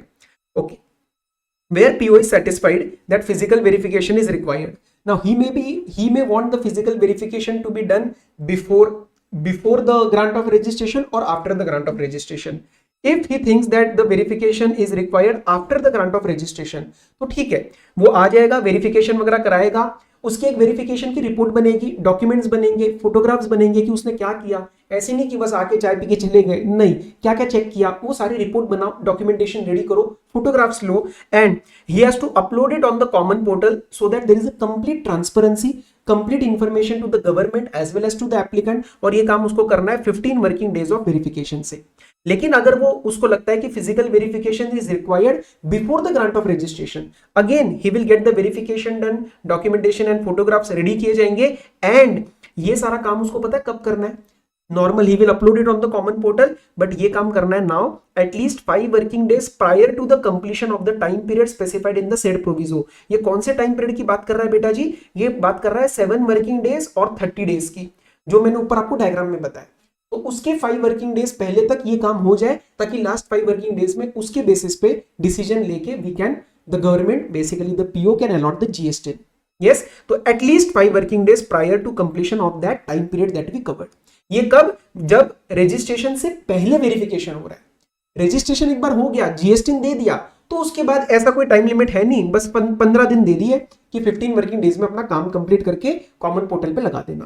ठीक है, जब आपको जीएसटी दिया जाता है आपको एक रजिस्ट्रेशन सर्टिफिकेट मिलता है which is in the form of REG06। Sir आपको पता है जीएसटी का सर्टिफिकेट में आपका जो जीएसटी रहता है वो कैसा दिखता है, वो 15 डिजिट का होता है। ठीक है, 15 डिजिट्स में जो फर्स्ट 2 होते हैं वो स्टेट को रिप्रेजेंट करते हैं। तो फॉर एग्जाम्पल आपका महाराष्ट्र स्टेट है, दिल्ली स्टेट है, तो उसके हिसाब से आपका जो कोड रहता है वो फर्स्ट 2 डिजिट्स रहता है। यस, तो 07, 27 ये जो आप देखते हो these are the codes representing the state in the GST number. इन 2 डिजिट्स के बाद जो अगले 10 डिजिट्स होते हैं they are your same as PAN. जो आपका पैन इशूड है कंपनी का हो या आपका इंडिविजुअल हो, वो पैन एज इट इज वहां पे रेप्लिकेट होता है। उसके बाद 3 और डिजिट्स होते हैं, ये दोनों होते हैं एंटिटी कोड। एंटिटी कोड में क्या होता है, एक नंबर होता है that represents the number of registrations of that same PAN under the state। तो मेरे अगर दिल्ली में मेरे पैन में 2 रजिस्ट्रेशन लिए हैं तो उसका जो GS10 रहेगा वो 2 रहेगा। यस, वो 2 रहेगा। एंड एक नंबर होता है Z विच इज अलॉटेड, एक Z करके एक नंबर मिलेगा आपको, that is allotted by the department. और लास्ट में जाके एक चेक सम कैरेक्टर रहता है, this is again allotted by the department. ये Z यहाँ पे होता है, आप देखना एक बार GST नंबर आपको वो समझ में आ जाएगा। तो लास्ट का जनरली आपको ऐसा दिखेगा 1Z और let's say whatever the number is given, for example 5 ऐसा मिलेगा। यहाँ पे आपका पैन रहेगा और यहाँ पे स्टेट कोड रहेगा। ये जस्ट फॉर योर अंडरस्टैंडिंग। ठीक है, ओके। रजिस्ट्रेशन सर्टिफिकेट आपको अपने PPOB और APOB के प्रोमिनेंट लोकेशन पे बताना है, you have to display it, आपका नंबर रहना चाहिए। And GST has to be displayed on the name board at the entry of the PPOB APOB। ये क्या बोल रहा है, रजिस्ट्रेशन सर्टिफिकेट भी दिखाओ, अपना GST नंबर भी बड़ा बड़ा होना चाहिए। And you will find offices के बाहर व्हाइट कलर का या प्रॉपर उन्होंने GST नंबर अपना शो किया होता है। तो registration certificate and GST number दिखाओ, it is for the disclosure, it is for the public notice and as a third person I should know कि ये कंपनी रजिस्टर्ड है, ये एंटिटी रजिस्टर्ड है और ये इसका GST है, और वो मैं चेक भी कर सकता हूं कि ये असली है या नहीं है। ठीक है, अच्छा सर अगर आप ये चीज नहीं दिखाते हो ना, if you do not show this, if you do not comply, तो इस केस में आपकी पेनल्टी लग सकती है। और पेनल्टी पता कौन सी वाली लगती है, पेनल्टी लगती है जनरल पेनल्टी सेक्शन नंबर 125, जिसके अंदर 25,000 तक का आपके ऊपर पेनल्टी लगाई जा सकती है, ये याद रखना। चलो, इफेक्टिव डेट ऑफ रजिस्ट्रेशन क्या होता है, देखो if you apply within 30 days of becoming liable then your registration will be effective from the date you are liable for registration. Let's say 5th of March को मेरा turnover का criteria breach हो गया, मतलब let's say 20 lakh के ऊपर चला गया, मैं सर्विसेज का आदमी हूं, तो 5th मार्च को मेरा वो पूरा हो गया, मुझे 30 days with in 30 days apply करना था रजिस्ट्रेशन के लिए। रजिस्ट्रेशन मिलना that is not required in 30 days, apply करना इज रिक्वायर्ड। तो लेट्स से मैंने with in next 5-6 days 11th को मैंने रजिस्ट्रेशन के लिए अप्लाई कर दिया, REG01 फाइल किया, तो जो मेरे को रजिस्ट्रेशन मिलेगा ना, चाहे वो कभी भी मिले, वो 5th से एप्लीकेबल रहेगा। और उसी 5th से till the date I got the registration, उस पीरियड के relevant I can go and file revise tax invoices. Revise tax invoices क्यों, so that I can pass the ITC to the recipients. उस period के respect में जो जो मैंने supplies करी थी, मैं उसका ITC नहीं दे पाया, मैं उसका टैक्स इनवॉइस नहीं इशू कर पाया क्योंकि मेरे पास GST नहीं था। क्लियर है बात, ओके। और सर अगर आपने 30 days में अप्लाई नहीं किया, if you did not apply within 30 days of becoming liable for registration, then in that case जब भी आपको रजिस्ट्रेशन मिलेगा ना, उस दिन से आपका the registration will be effective. ठीक है, तो इस केस में you lose out on 2 things I told you, आप रिवाइज टैक्स इनवॉइस नहीं इशू कर सकते एंड आप एग्जिस्टिंग ITC सेक्शन नंबर 18 में नहीं ले सकते। चलो, अब एक ये स्पेशल प्रोविजन है CTP NRTP which I have already told, they have to take advance 5 days in advance registration and they have to deposit the advance tax, जितना भी उसका estimated liability के हिसाब से होता है, they have to deposit it। Okay sir, इनका जो पीरियड ऑफ रजिस्ट्रेशन रहता है वो कितना रहता है, whatever they specify in the registration और 90 days whichever is earlier। तो 90 days से ज्यादा उनको रजिस्ट्रेशन नहीं देंगे, कल को अगर जरूरत लगी तो हम इसका एक्सटेंशन दे देंगे एडिशनल और 90 days का। ठीक है, लेकिन सर कल को लेट्स से मेरे को एग्जीबिशन में जाके पार्टिसिपेट करना है, मैं हूं कैजुअल टैक्सेबल पर्सन और मेरा एग्जीबिशन जो है वो है लेट्स से 200 days का, और लॉ के हिसाब से तो आप कह रहे हो 180 days तक ही I can go for registration. तो इस केस में क्या करें भाई, फिर इस केस में आपको नॉर्मल रजिस्ट्रेशन लेना पड़ेगा। और प्रगति मैदान में जो भी आपको स्टॉल वगैरह अलॉट हुआ है, जो भी एरिया अलॉट हुआ है, वो आपका बन जाएगा एरिया ऑफ बिजनेस। उसके बेसिस पे आप जाके रजिस्ट्रेशन ले लो दिल्ली में नॉर्मल, और सारा होने के बाद आप अपना कैंसिलेशन के लिए अप्लाई करो, that will be your place of business. Clear है बात, चलो टीडीएस और टीसीएस कलेक्टर के लिए एक दो स्पेशल प्रोविजन सुन लो। इनका जो एप्लीकेशन फॉर्म होता है वो आरएजी 01 नहीं होता, 07 रहता है, बट इनका सर्टिफिकेट सेम आरएजी 06 ही रहता है। ठीक है, दे शैल बी ग्रांटेड फटाफट registration with in 3 working days. This is just like UIN, जो यूनिक आइडेंटिटी नंबर बताया था यूआईएन का, यूएन वगैरह का, वैसा ही इनको भी हम फटाफट से विद इन 3 वर्किंग डेज देते हैं। यहाँ पे एक बात लिखी है, states and UTs in part A and part B may be different. ये अभी आपको बात समझ में नहीं आएगी, टीडीएस टीसीएस के बाद समझ में आएगी। कैंसिलेशन ऑफ सर्टिफिकेट, जब आपका लेट्स से आपके ऊपर टीडीएस की लायबिलिटी नहीं है, आप ईसीओ की तरह काम नहीं कर रहे हो, तो you can apply for cancellation. आप पीओ को रिक्वेस्ट करो, या फिर पीओ अगर इंक्वायरी में पकड़ लेता है कि आपको जरूरत ही नहीं है अब टीडीएस टीसीएस नंबर की, तो टीडीएस और टीसीएस के कंप्लायंस की, he can also cancel your registration. अब बात करते हैं section number 28, that is the amendment of registration. Amendment मतलब सर सीए में कराई क्या है, क्लास लेते हैं, अमेंडमेंट करते हैं, उसके बाद पेपर देते हैं। तो अमेंडमेंट का मतलब होता है changes. Yes, there are 2 types of changes, core and non core. Core मतलब बेहद इंपॉर्टेंट, नॉन कोर मतलब फालतू, इधर उधर का। सर फालतू मतलब मोबाइल नंबर हो गया, ईमेल हो गया, ये प्रोसीजरल कम्युनिकेशन की डिटेल्स है, तो इसको बोलते हैं non core amendment, non core amendment. Non core amendment में आपको पीओ का अप्रूवल लेने की जरूरत नहीं है, आप सिर्फ ओटीपी के बेसिस पे चेंज करवा सकते हो। सर फिर कोर अमेंडमेंट क्या रहता है, स्टेक होल्डर्स चेंज हो रहे हैं, नाम वगैरह कोई चेंज हो रहा है, प्लेस ऑफ बिजनेस चेंज हो रहा है, ठीक है, so that is a core amendment. Pan number का चेंज होना is not a core amendment. Pan number change हो गया तो रजिस्ट्रेशन ही नया लेना पड़ेगा। दूसरा, अगर आपका प्लेस ऑफ बिजनेस जो चेंज हो रहा है, एड्रेस चेंज हो रहा है, अगर वो किसी और स्टेट में जा रहा है, again that will warrant a new registration in that state. These are not core amendments here. तो यहाँ पे जो एड्रेस वगैरह चेंज हो रहा है वो उसी स्टेट में चेंज हो रहा है। बात समझ में आई? चलो, तो सर कोर अमेंडमेंट में आपको पीओ का अप्रूवल चाहिए रहता है। कैसे? whatever your amendment has happened within 15 days of the change, you go and file an approval. आप जाके एक एप्लीकेशन फाइल करो for the purpose of approval. GST के डैशबोर्ड में you can go and file for, अभी मैं दिखा नहीं सकता पोर्टल, लेकिन हम क्लास में करते ये चीजें। सो you can go and just file for the core amendment change. ठीक है, if PO is of the opinion that amendment is unwarranted और डॉक्यूमेंट्स आर इनकम्प्लीट, वो कह रहा है यार डॉक्यूमेंट्स तो इनकम्प्लीट है या फिर जरूरत ही नहीं है इस अमेंडमेंट की, कुछ इशू हो गया, मतलब अगर ऐसा कोई इशू नहीं हुआ तो within next 15 days your approval will be given, yes, and registration certificate will be amended. आपको एक अमेंडेड सर्टिफिकेट मिल जाएगा। लेकिन सर अगर उसको यहाँ पे दाल में कुछ काला लगता है, उसको डॉक्यूमेंट से सेटिस्फेक्शन नहीं मिलता, या फिर वो कहता है इसमें कुछ गड़बड़ है, तो in that case he will serve you show cause notice as to why your application should not be rejected. ये सर्व किया जाएगा विद इन 15 वर्किंग डेज। अभी तक मैंने जो 15 डेज बोला है दोनों में, जब शोकॉज नोटिस की बात आएगी तो आपको वर्ड ऐड करना है वर्किंग, उसके बिना आपको सिर्फ 15 याद रखना है।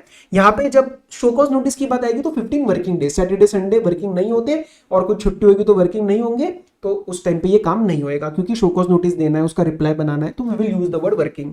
ओके, तो विद इन 15 वर्किंग डेज वो आपको शोकॉज नोटिस सर्व करेगा। अब आपको रिप्लाई करना है within next 7 working days.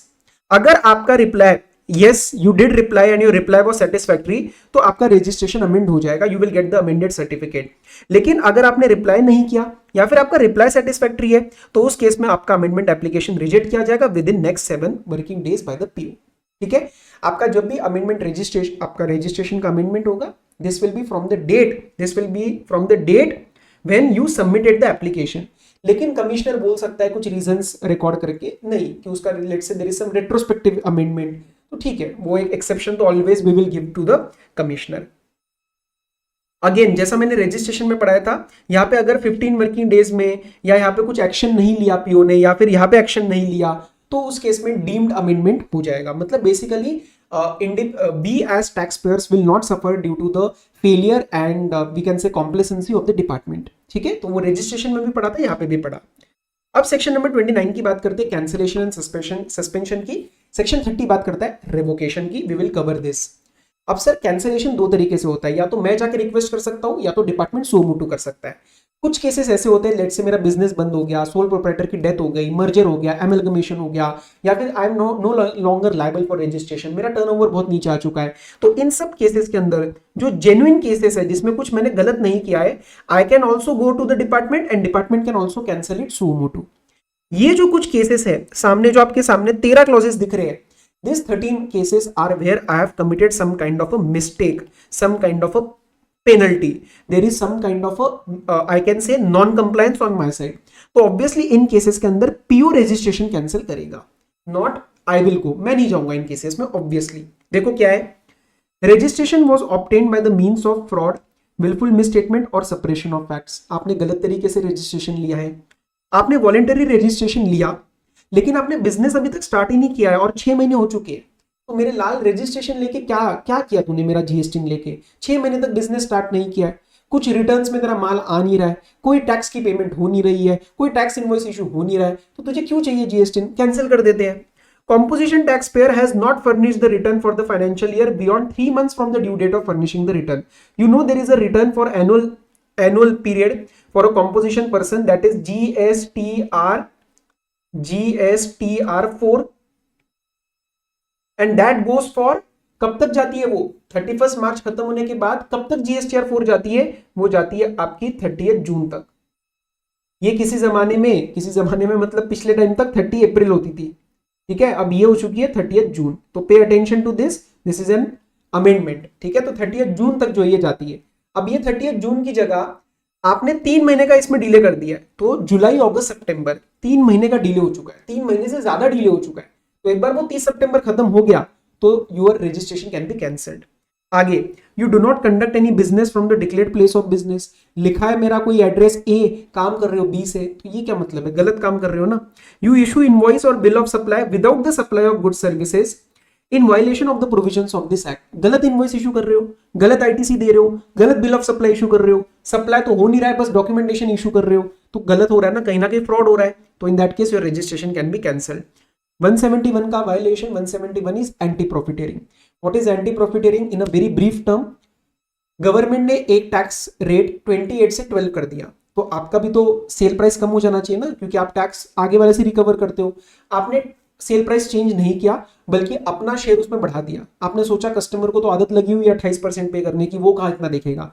This is known as गलत तरीके से प्रॉफिटेरिंग। सो ये होता है आपका सेक्शन 171 में, यह अलाउड नहीं होता है, वैसा किया तो रजिस्ट्रेशन कैंसिल हो जाएगा। Violation of rule 10A, bank details नहीं भरी, GSTR 1 30 days whichever is earlier you did not fill। एक तो वहां पे हमने तुम्हें रिलैक्सेशन दिया था, तुम उसका गलत फायदा उठा रहे हो, we will cancel the registration। You avail ITC in violation of the provisions of section 16, ये हमने चैप्टर नंबर 7 में पढ़ा। जो बेसिक कंडीशंस होती है कि आपके पास उसका डॉक्यूमेंट होना चाहिए, कम्युनिकेशन ऑफ डिटेल्स होनी चाहिए, 180 डेज में पेमेंट करो, वो सारी कंडीशंस यहाँ पे आ जाती है। तो in that case wrong ITC, your registration can be cancelled. GSTR 1 और 1A is an amendment of GSTR 1। If the GSTR 1 or 1A supply is more than 3B supplies, sir 3B more than 1 में कोई problem नहीं है, सुनो क्यों।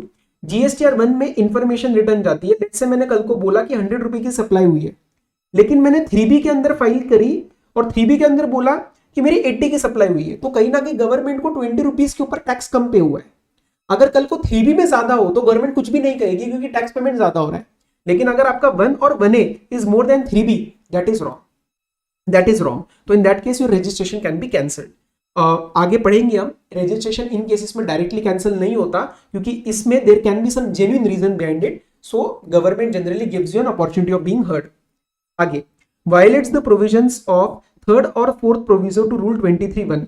This talks about the filing of returns post revocation of cancellation. तो cancellation का revocation पढ़ेंगे, मैं वहां पे बताऊंगा आपको रिटर्न्स फाइल करनी पड़ती है, वो रिटर्न्स नहीं फाइल करी तो दोबारा तुम्हारा कैंसिल कर देंगे registration. Violation of rule 86B, this is again that we have covered in chapter number 7। ITC के रेस्ट्रिक्शंस नहीं, ये अभी चैप्टर 7 में नहीं हुआ है, ये 11 पेमेंट ऑफ टैक्स में होगा। रूल 86B में एक ITC का रेस्ट्रिक्शन है, वो कहता है कि अगर आपका टैक्सेबल टर्नओवर एक मंथ में 50 लाख से ज्यादा है, आप मतलब बड़े आदमी हो, तो आप अपने जितना भी आपका आउटपुट टैक्स है उसको set of, you can use your ITC for paying the output tax, right. तो आप 99% सेट ऑफ कर सकते हो, 1% ऑफ आउटपुट टैक्स आप कैश में पे करो। So there is this restriction on using ITC that you can utilize 99% of it। तो अगर वो आपने नॉन कंप्लाई किया तो भी आपका रजिस्ट्रेशन कैंसिल हो जाएगा। 3B not file for continuous 6 months period, अगर आप मंथली फाइलर हो और क्वार्टरली हो तो 2 टैक्स पीरियड। तो मोटा मोटी अगर मैं लर्न करूं तो 3B आपने जो है 6 महीने के लिए फाइल नहीं किया है। 1 में फर्क नहीं पड़ता अगेन, क्योंकि GSTR 1 is an information return, it is important but it does not cause your cancellation of registration. 3B does, 6 महीना 3B डज, क्योंकि 3B में टैक्स पेमेंट होती है। ठीक है, आगे बढ़ते सस्पेंशन ऑफ रजिस्ट्रेशन की तरफ। Sir what do you mean by suspension of registration? देखो, डायरेक्ट कैंसिलेशन नहीं होता, कैंसिलेशन से पहले हो सकता है कुछ पीरियड के लिए सस्पेंशन डाल दे। सस्पेंशन मतलब अभी कैंसिलेशन होना बाकी है, लेकिन उस टाइम के लिए आपको रिटर्न्स फाइल नहीं करने, आप टैक्सेबल सप्लाई नहीं कर सकते, जीएसटी की लायबिलिटी आपके सर से हट जाएगी, ठीक है, और फिर कैंसिलेशन ऑर्डर बाद में आ जाएगा। जरूरी नहीं है सस्पेंशन हमेशा हो, but it is possible. See, once a registered person has applied for cancellation of registration or PO seeks to cancel his registration, PO may, word को ध्यान से मार्क करेंगे, PO may, जरूरी नहीं है, suspend his registration during the pendency of cancellation proceedings. अब suspension के time पे आप 3B फाइल नहीं कर सकते, आप टैक्सेबल सप्लाई नहीं दे सकते, और अगर डिपार्टमेंट ने कैंसिलेशन इनिशिएट किया तो आपका रिफंड भी रोक देंगे। क्यों? क्योंकि हो सकता है कोई अमाउंट वगैरह पेंडिंग हो आपके साइड से, तो उसका सेट ऑफ कर देंगे हम। कोई अमाउंट वगैरह आपके साइड से पेंडिंग हो तो we will set it off, we will set it off. अगर आपने खुद कैंसिलेशन इनिशिएट किया है तो हम आपका रिफंड नहीं रोकेंगे। यहां पे एक वन मार्कर एमसीक्यू बन सकता है। क्लियर है बात? चलो अब sir period and manner of suspension देखो। If the registered person has himself applied for cancellation, then suspension कब से होगा? जिस दिन आपने एप्लीकेशन दिया या फिर the date from which cancellation is sought, whichever is later. Let's say मैंने 10th मार्च को कैंसिलेशन का एप्लीकेशन सबमिट किया, but I am wanting the cancellation from 18th March, तो 18 मार्च से आपका सस्पेंड कर देंगे। विचएवर इज लेटर, ऑब्वियसली मैं चाह रहा हूं 18 मार्च से कैंसिलेशन हो, बीच में लेट से मेरे को कोई सप्लाई वगैरह करनी बाकी है। If the department is cancelling your registration on its own, then PO may suspend with effect from the date to be determined by him. Let me tell you one thing, cancellation of registration can be retrospective. हालांकि एक high court की ruling है जिन्होंने बोला था कि आप फ्रिवलियस reasons के लिए रेट्रोस्पेक्टिव कैंसिलेशन नहीं कर सकते, बट ये समझ लो कि कैंसिलेशन एंड सस्पेंशन डेट वो डिटरमिन करेगा, तो retrospective is possible, retrospective is also possible. Additional case of suspension, ये क्या बोल रहा है? सिग्निफिकेंट डिफरेंसेस और एनोमलीज। एनोमलीज मतलब पैटर्न बदल गया। लेट्स से आप हर महीने पिछले कई सालों से 20,000 का टैक्स जमा कर रहे हो, 20 और 25,000 के बीच में, और एकदम से आप किसी महीने में 2,000 का टैक्स जमा करते हो, this is an anomaly. Okay, so significant differences और anomalies indicating contravention of GST law leading to cancellation of registration. देखो आपके कुछ सिग्निफिकेंट डिफरेंसेस आए, कुछ पैटर्न टूट गया है, which is indicating that GST law contravene हुआ है। We don't know for sure, we don't know, government doesn't know for sure, that's why it is going for suspension, so it will go for inquiry, but suspend कर देंगे पहले। and this is leading to cancellation of registration, मतलब कल को कहीं ना कहीं ये क्लॉज तो आपके इन्वोक होने ही वाले।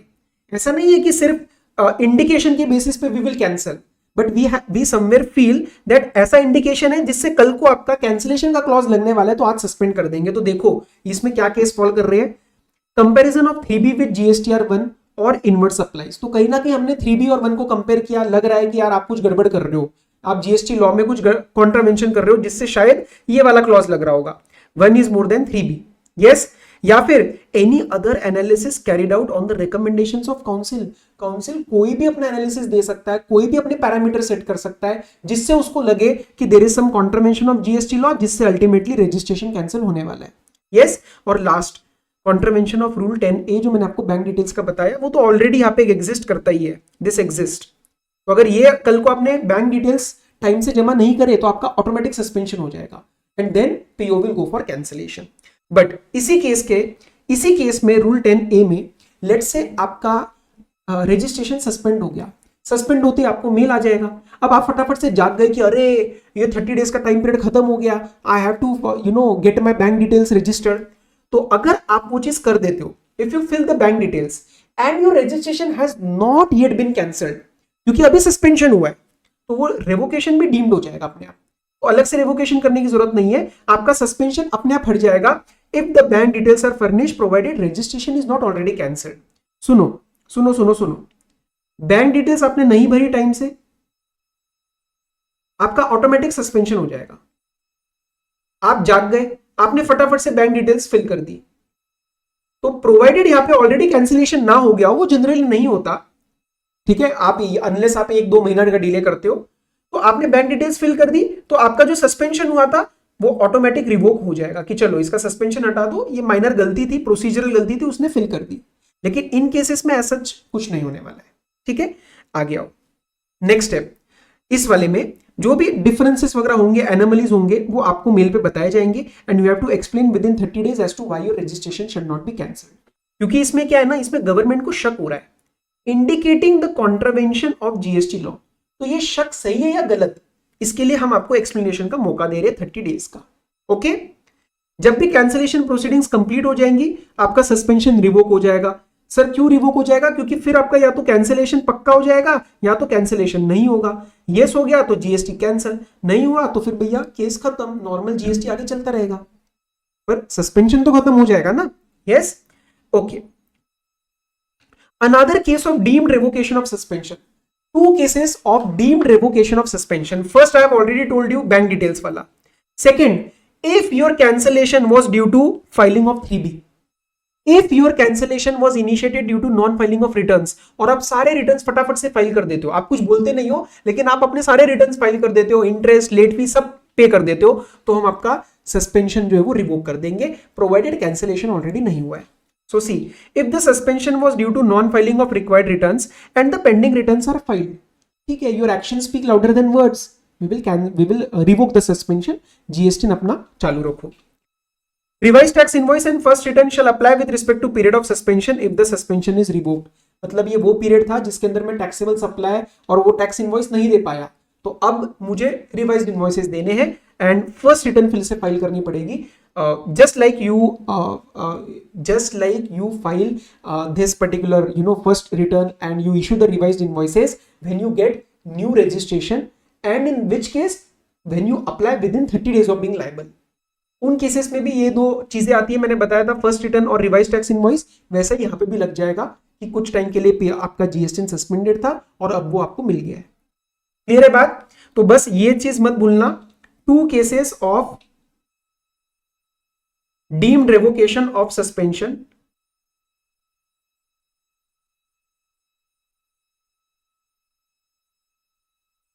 provided registration is already not cancelled। अगर कैंसिल हो गया, कहानी एंड तक जा चुकी है, तो फिर अब कोई सस्पेंशन तो ऑलरेडी खत्म हो चुका है, फिर ठीक है, फिर हम उसको रिवोक करके कुछ नहीं कर सकते।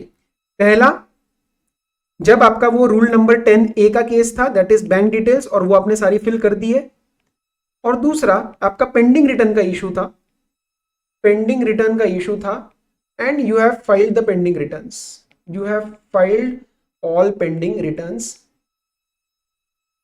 along with टैक्स, इंटरेस्ट, वो सब आपने पे कर दिया। तो भैया इन दोनों में फिर ठीक है यार, ये तो प्रोसीजरल चीजें थी, हम आपका सस्पेंशन रिवोक कर देते, जी लो अपनी जिंदगी, जीएसटी अपना कंटिन्यू रखो। बात समझ में आई? चलो आगे बढ़ते हैं अब कैंसिलेशन प्रोसीजर की तरफ। I am just explaining one simple thing. हम 3 चीजों की बात कर रहे हैं यहाँ पे बेसिकली। वन इज सस्पेंशन, ठीक है, सस्पेंशन मैंडेटरी नहीं है, पीओ सस्पेंड कर सकता है। ये कब होता है? ये कैंसिलेशन से पहले होता है। तो सस्पेंशन के बाद किस चीज का काम आएगा? कैंसिलेशन का। और अगर कैंसिलेशन हुआ तो हमारे पास एक ऑप्शन है, we can ask for revocation of cancellation. तो हमने अभी तक ये कवर कर लिया है and obviously we have also talked about the cancellation के ग्राउंड्स। यस, क्लियर है कंसेप्ट कि हम स्ट्रक्चर क्या पढ़ रहे हैं? ग्राउंड्स हमने क्लियर किए, suspension we know, now we will talk about the cancellation procedure and then we will talk about the revocation. आ जाओ, छोटा सा एक पार्ट बचा है, कैंसिलेशन प्रोसीजर। अगर आप वॉलेंटरी कैंसिलेशन में जा रहे हो या सुओ मोटो पे जा रहे हो, डिपेंड्स। अगर वॉलेंटरी पे जा रहे हो तो जो भी इवेंट हुआ जिसके वजह से you are asking for the cancellation, for example merger हो गया, for example death of sole proprietor हो गई, फॉर एग्जांपल कॉन्स्टिट्यूशन चेंज हो गया, whatever happened, within 30 days जाके you file an application on the portal, ठीक है। You will also file the inputs of the details of the inputs and capital good, जिसपे GST का reversal होता है, आप उसके ऊपर जीएसटी पेमेंट कर देते हो। You whatever the ITC you took, we compare it with the tax payable. We have already talked about this in chapter number 7 ITC section number 18। और फिर पीओ का ऑर्डर आता है within 30 days of your application. तो voluntary cancellation में ज्यादा दिक्कत नहीं है। इवेंट के within 30 days you go and file an application and within 30 days आगे ऑर्डर आ जाएगा, जिसमें वो जनरली अप्रूव कर ही देंगे, बस इंश्योर करेंगे कि आपका आईटीसी का रिवर्सल प्रॉपर हो गया है। अब आती है बात, sir what about when the department is going for the cancellation suo motu. Yes, देखो पीओ आपको एक शो कॉज नोटिस देगा and reasonable opportunity of being heard देगा। वो बोलेगा कि on this particular ground I am proposing to cancel your registration, tell me show cause. Show cause मतलब tell us why the registration should not be cancelled. Now you have 7 days to reply. 7 days में आपको reply करना है। अगर आपका reply satisfactory हुआ तो proceedings drop हो जाएगी। अगर आपका शो कॉज नोटिस निकला था due to non filing of returns and person instead of saying anything he filed all the returns, he paid all the tax, interest, penalties, then also the PO shall drop the cancellation proceedings and pass an appropriate order in which he will drop the proceedings. अब sir आपको यहाँ पे doubt आएगा, ये बात तो ऊपर भी पढ़ी थी। बेटा जी ऊपर मैंने पढ़ा था सस्पेंशन का रेवोकेशन, और सस्पेंशन जरूरी नहीं है हर केस में हो, ये कैंसिलेशन का ड्रॉपिंग हो रहा है, ये कैंसिलेशन का शो कॉज ड्रॉप किया जा रहा है, ठीक है। और जहां पे पीओ को लगता है कि नहीं कैंसिलेशन मैंडेटरी है, लग रहा है उसको कि कैंसिलेशन करना पड़ेगा, तो शो कॉज नोटिस के रिप्लाई के within next 30 days he will pass the cancellation order, ठीक है। Effective date of cancellation PO determine करेगा, as I already told this can be retrospective, but उसके लिए कुछ मेजर रीजंस चाहिए। तो PO will determine and mention in that cancellation order. Tax reversal I have already talked about. UN holder and GST practitioners खुद cancellation नहीं कर सकते, they have to ask to the PO to go for the suo moto cancellation, and return filing आप नहीं कर सकते जिस दिन से आपका रजिस्ट्रेशन कैंसिल माना जाएगा, पोर्टल आपका इनएक्टिव हो जाएगा। अब बात करते हैं सर थर्ड लेवल पे कैंसिलेशन की। सर बहुत बुरा लग रहा है, मेरी गलती हुई है, कैंसिलेशन किया है आपने, बट सर प्लीज रिवोक कर दो, मुझे जीएसटी नया नहीं चाहिए, मुझे वही वाला जीएसटी प्लीज रिवोक करके दे दो। Yes, so you can ask for revocation only when the department had cancelled the registration. अगर मैंने सुओ मोटो अप्लाई किया था कैंसिलेशन के लिए, तो बाद में जाके मैं रिवोकेशन नहीं कर सकता कि सर अब मेरा मन बदल गया, नहीं। तो डिपार्टमेंट ने कैंसिल किया था, now you can go for revocation of cancellation का application. Clear? Application time is 90 days from the date of service of the cancellation order. Addition दे देंगे आपको एक्सटेंशन 180 डेज का, तो 180 डेज का एक्सटेंशन मिल सकता है बाय द कमिश्नर और any officer authorised by him not below the rank of additional और जेसी। कब? When there is some sufficient cause shown and reasons to be recorded in writing. तो आपको यहाँ पे पीरियड लर्न करना है 90 days plus up to 180 days. Don't worry, मैं periods का एक अलग से वीडियो बनाने वाला हूँ, please don't worry, we will cover all these periods again, but साथ साथ भी लर्न करो, ठीक है ना। अच्छा सर एप्लीकेशन फाइल करी, if PO is satisfied that yes चलो रेवोकेशन का कॉज बनता है, डिफॉल्टर नहीं था ये, हमेशा से कर लेगा आप सही से काम, we can the PO will allow you the revocation and then that will be done within 30 days of application। लेकिन अगर उसको लग रहा है रिजेक्ट करना है, तो रिजेक्शन से पहले आपको शो कॉज नोटिस देगा कि भैया मैं रिजेक्ट कर रहा हूं इन रीजंस की वजह से, tell us why I should not reject. Yes, तो फिर उस केस में एप्लीकेंट को एक क्लैरिफिकेशन देना पड़ेगा within 7 working days of show cause notice, और फिर जो फाइनल डिस्पोजल होगा यस और नो, मतलब PO will finally accept the revocation application और not, depending upon reply to your show cause notice or whatever clarification you give, that will be within 30 days of clarification। ठीक है, time period थोड़ा सा है इसके अंदर, procedure ज्यादा, but I would say कि समझ के करोगे तो टाइम पीरियड्स इजीली लर्न हो जाएंगे। यस, बाकी time periods I will be covering again. अच्छा सर, अगर आपका रजिस्ट्रेशन कैंसिल हुआ था एक specific case of non filing of returns की वजह से, so your registration was cancelled due to failure to file returns, there are various clauses, we covered around 13 clauses, 13 cases where the registration can be cancelled। if your case of registration cancellation was due to non filing of returns, then before filing the revocation application ensure that your filing is complete, ensure that your whatever pending returns are complete, provided उस period वो जो pending returns है जिस period की, वो वाला मेरा उस पर्टिकुलर डेट से पहले मेरा कैंसिलेशन इफेक्टिव नहीं हुआ है। What I am trying to say is simple, let's say ये मेरा डिफॉल्ट का पीरियड है और जो मेरा रजिस्ट्रेशन कैंसिलेशन हुआ है वो रेट्रोस्पेक्टिव हुआ है इस दिन से, तो अब इस पीरियड के लिए मैं I can not file returns, my portal will be inactive because the registration has been cancelled. लेकिन कभी कभार क्या होता है, कभी कभार ऐसे होता है कि आपका जो रजिस्ट्रेशन कैंसिल हुआ है वो इसी पीरियड से हुआ है, इस वाले पीरियड से ही, तो फिर जो भी यहाँ की पेंडिंग रिटर्न है आप पहले फाइल करो, you complete the filings and then you file the revocation application। जो भी आपका revocation है आप फाइल करो, जब आपका कैंसिलेशन रिवोक हो जाएगा, आपका जीएसटी रिस्टोर हो जाएगा, तो उसके बाद जो भी आगे की बची हुई पेंडिंग रिटर्न्स होंगी वो आप विद इन 30 डेज फाइल कर देना। सिंपल, एक बार देखो, I have covered this in a diagrammatic manner. registration is cancelled with effect from date of order of cancellation, so it is not retrospective। see, this is the date of cancellation order and this is the date of effective date of cancellation as well, but this is the date from which the returns were not furnished। तो यहाँ पे मेरा default है लेकिन retrospective cancellation नहीं किया है, तो वो बोल रहा है कि इस पीरियड के लिए at least your portal is active, so you complete your filing before you file the revocation application. And what about the balance period, let say कुछ दिनों बाद यहाँ पे आपका ऑर्डर ऑफ रिवोकेशन आ गया, तो इस पीरियड के लिए भी आपको रिटर्न्स कंप्लीट करनी है, पर कब? With in 30 days of revocation. क्यों? क्योंकि बेटा जी जब तक ये ऑर्डर नहीं आएगा ये पीरियड के लिए आपका पोर्टल इनएक्टिव रहेगा। और सर अगर registration is cancelled with retrospective effect, मतलब कैंसिलेशन ऑर्डर यहां है लेकिन जब से मेरा डिफॉल्ट स्टार्ट हुआ उस दिन से मेरा रजिस्ट्रेशन कैंसिल किया, तो अब तो मैं कोई भी पीरियड के लिए मैं कोई भी रिटर्न नहीं फाइल कर सकता क्योंकि it is inactive, my portal is not working now because it is a retrospective cancellation. तो उन्होंने बोला कोई बात नहीं, फिर इस केस में आपका डेट ऑफ आपका ऑर्डर ऑफ रेवोकेशन आने दो और इस पूरे पीरियड के लिए you file the pending returns with in 30 days of revocation. तो इसमें आप कोई भी प्रायर फाइलिंग नहीं कर सकते, you can not do any prior filing in this case. Clear हुई ये बात? एक एग्जांपल मैंने दिया है उसको आप रीड कर सकते हो। Registration of Boman associates was cancelled by PO by an order dated 1 June for failure to furnish return, registration was cancelled from 1 June only. तो यहाँ पे जो भी कोई प्रायर पीरियड होगा तो उसकी आप पहले फाइलिंग कंप्लीट करो, आप रेवोकेशन का एप्लीकेशन डालो। It applied for revocation and the order for revocation is passed on 31 जुलाई। 31 जुलाई के बाद विद इन 30 डेज फिर जो भी बची हुई पीरियड और फिर उसकी रिटर्न्स रहेंगी जो इनएक्टिव पोर्टल की वजह से आप नहीं फाइल कर पाए थे, आप वो कंप्लीट कर लेना। ठीक है, यहां पे जस्ट मैंने एक बात और लिंक करी है, जैसे हमने सिंप्लीफाइड रजिस्ट्रेशन स्कीम पढ़ते हैं,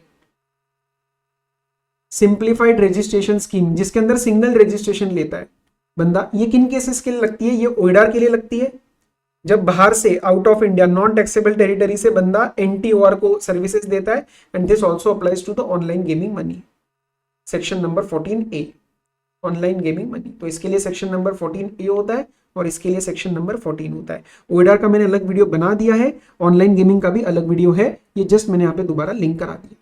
okay, so with this registration chapter is finished. इसके कुछ क्वेश्चंस मैंने सुपर 40 में पिक करे, प्लीज मिस मत करना। जेन्युइनली कंटेंट अच्छा लगे, रिवीजन अच्छा लगे तो कमेंट करना, लाइक करना, it helps me to reach more students. It is just the way how the YouTube algorithm works. ठीक है, चलो, so we will meet in next lecture. All the very best, study well, take care, be safe, अच्छे से पढ़ो, अच्छे से खुशी से पढ़ो, you will achieve the targets. Okay, चलो, बाय बाय।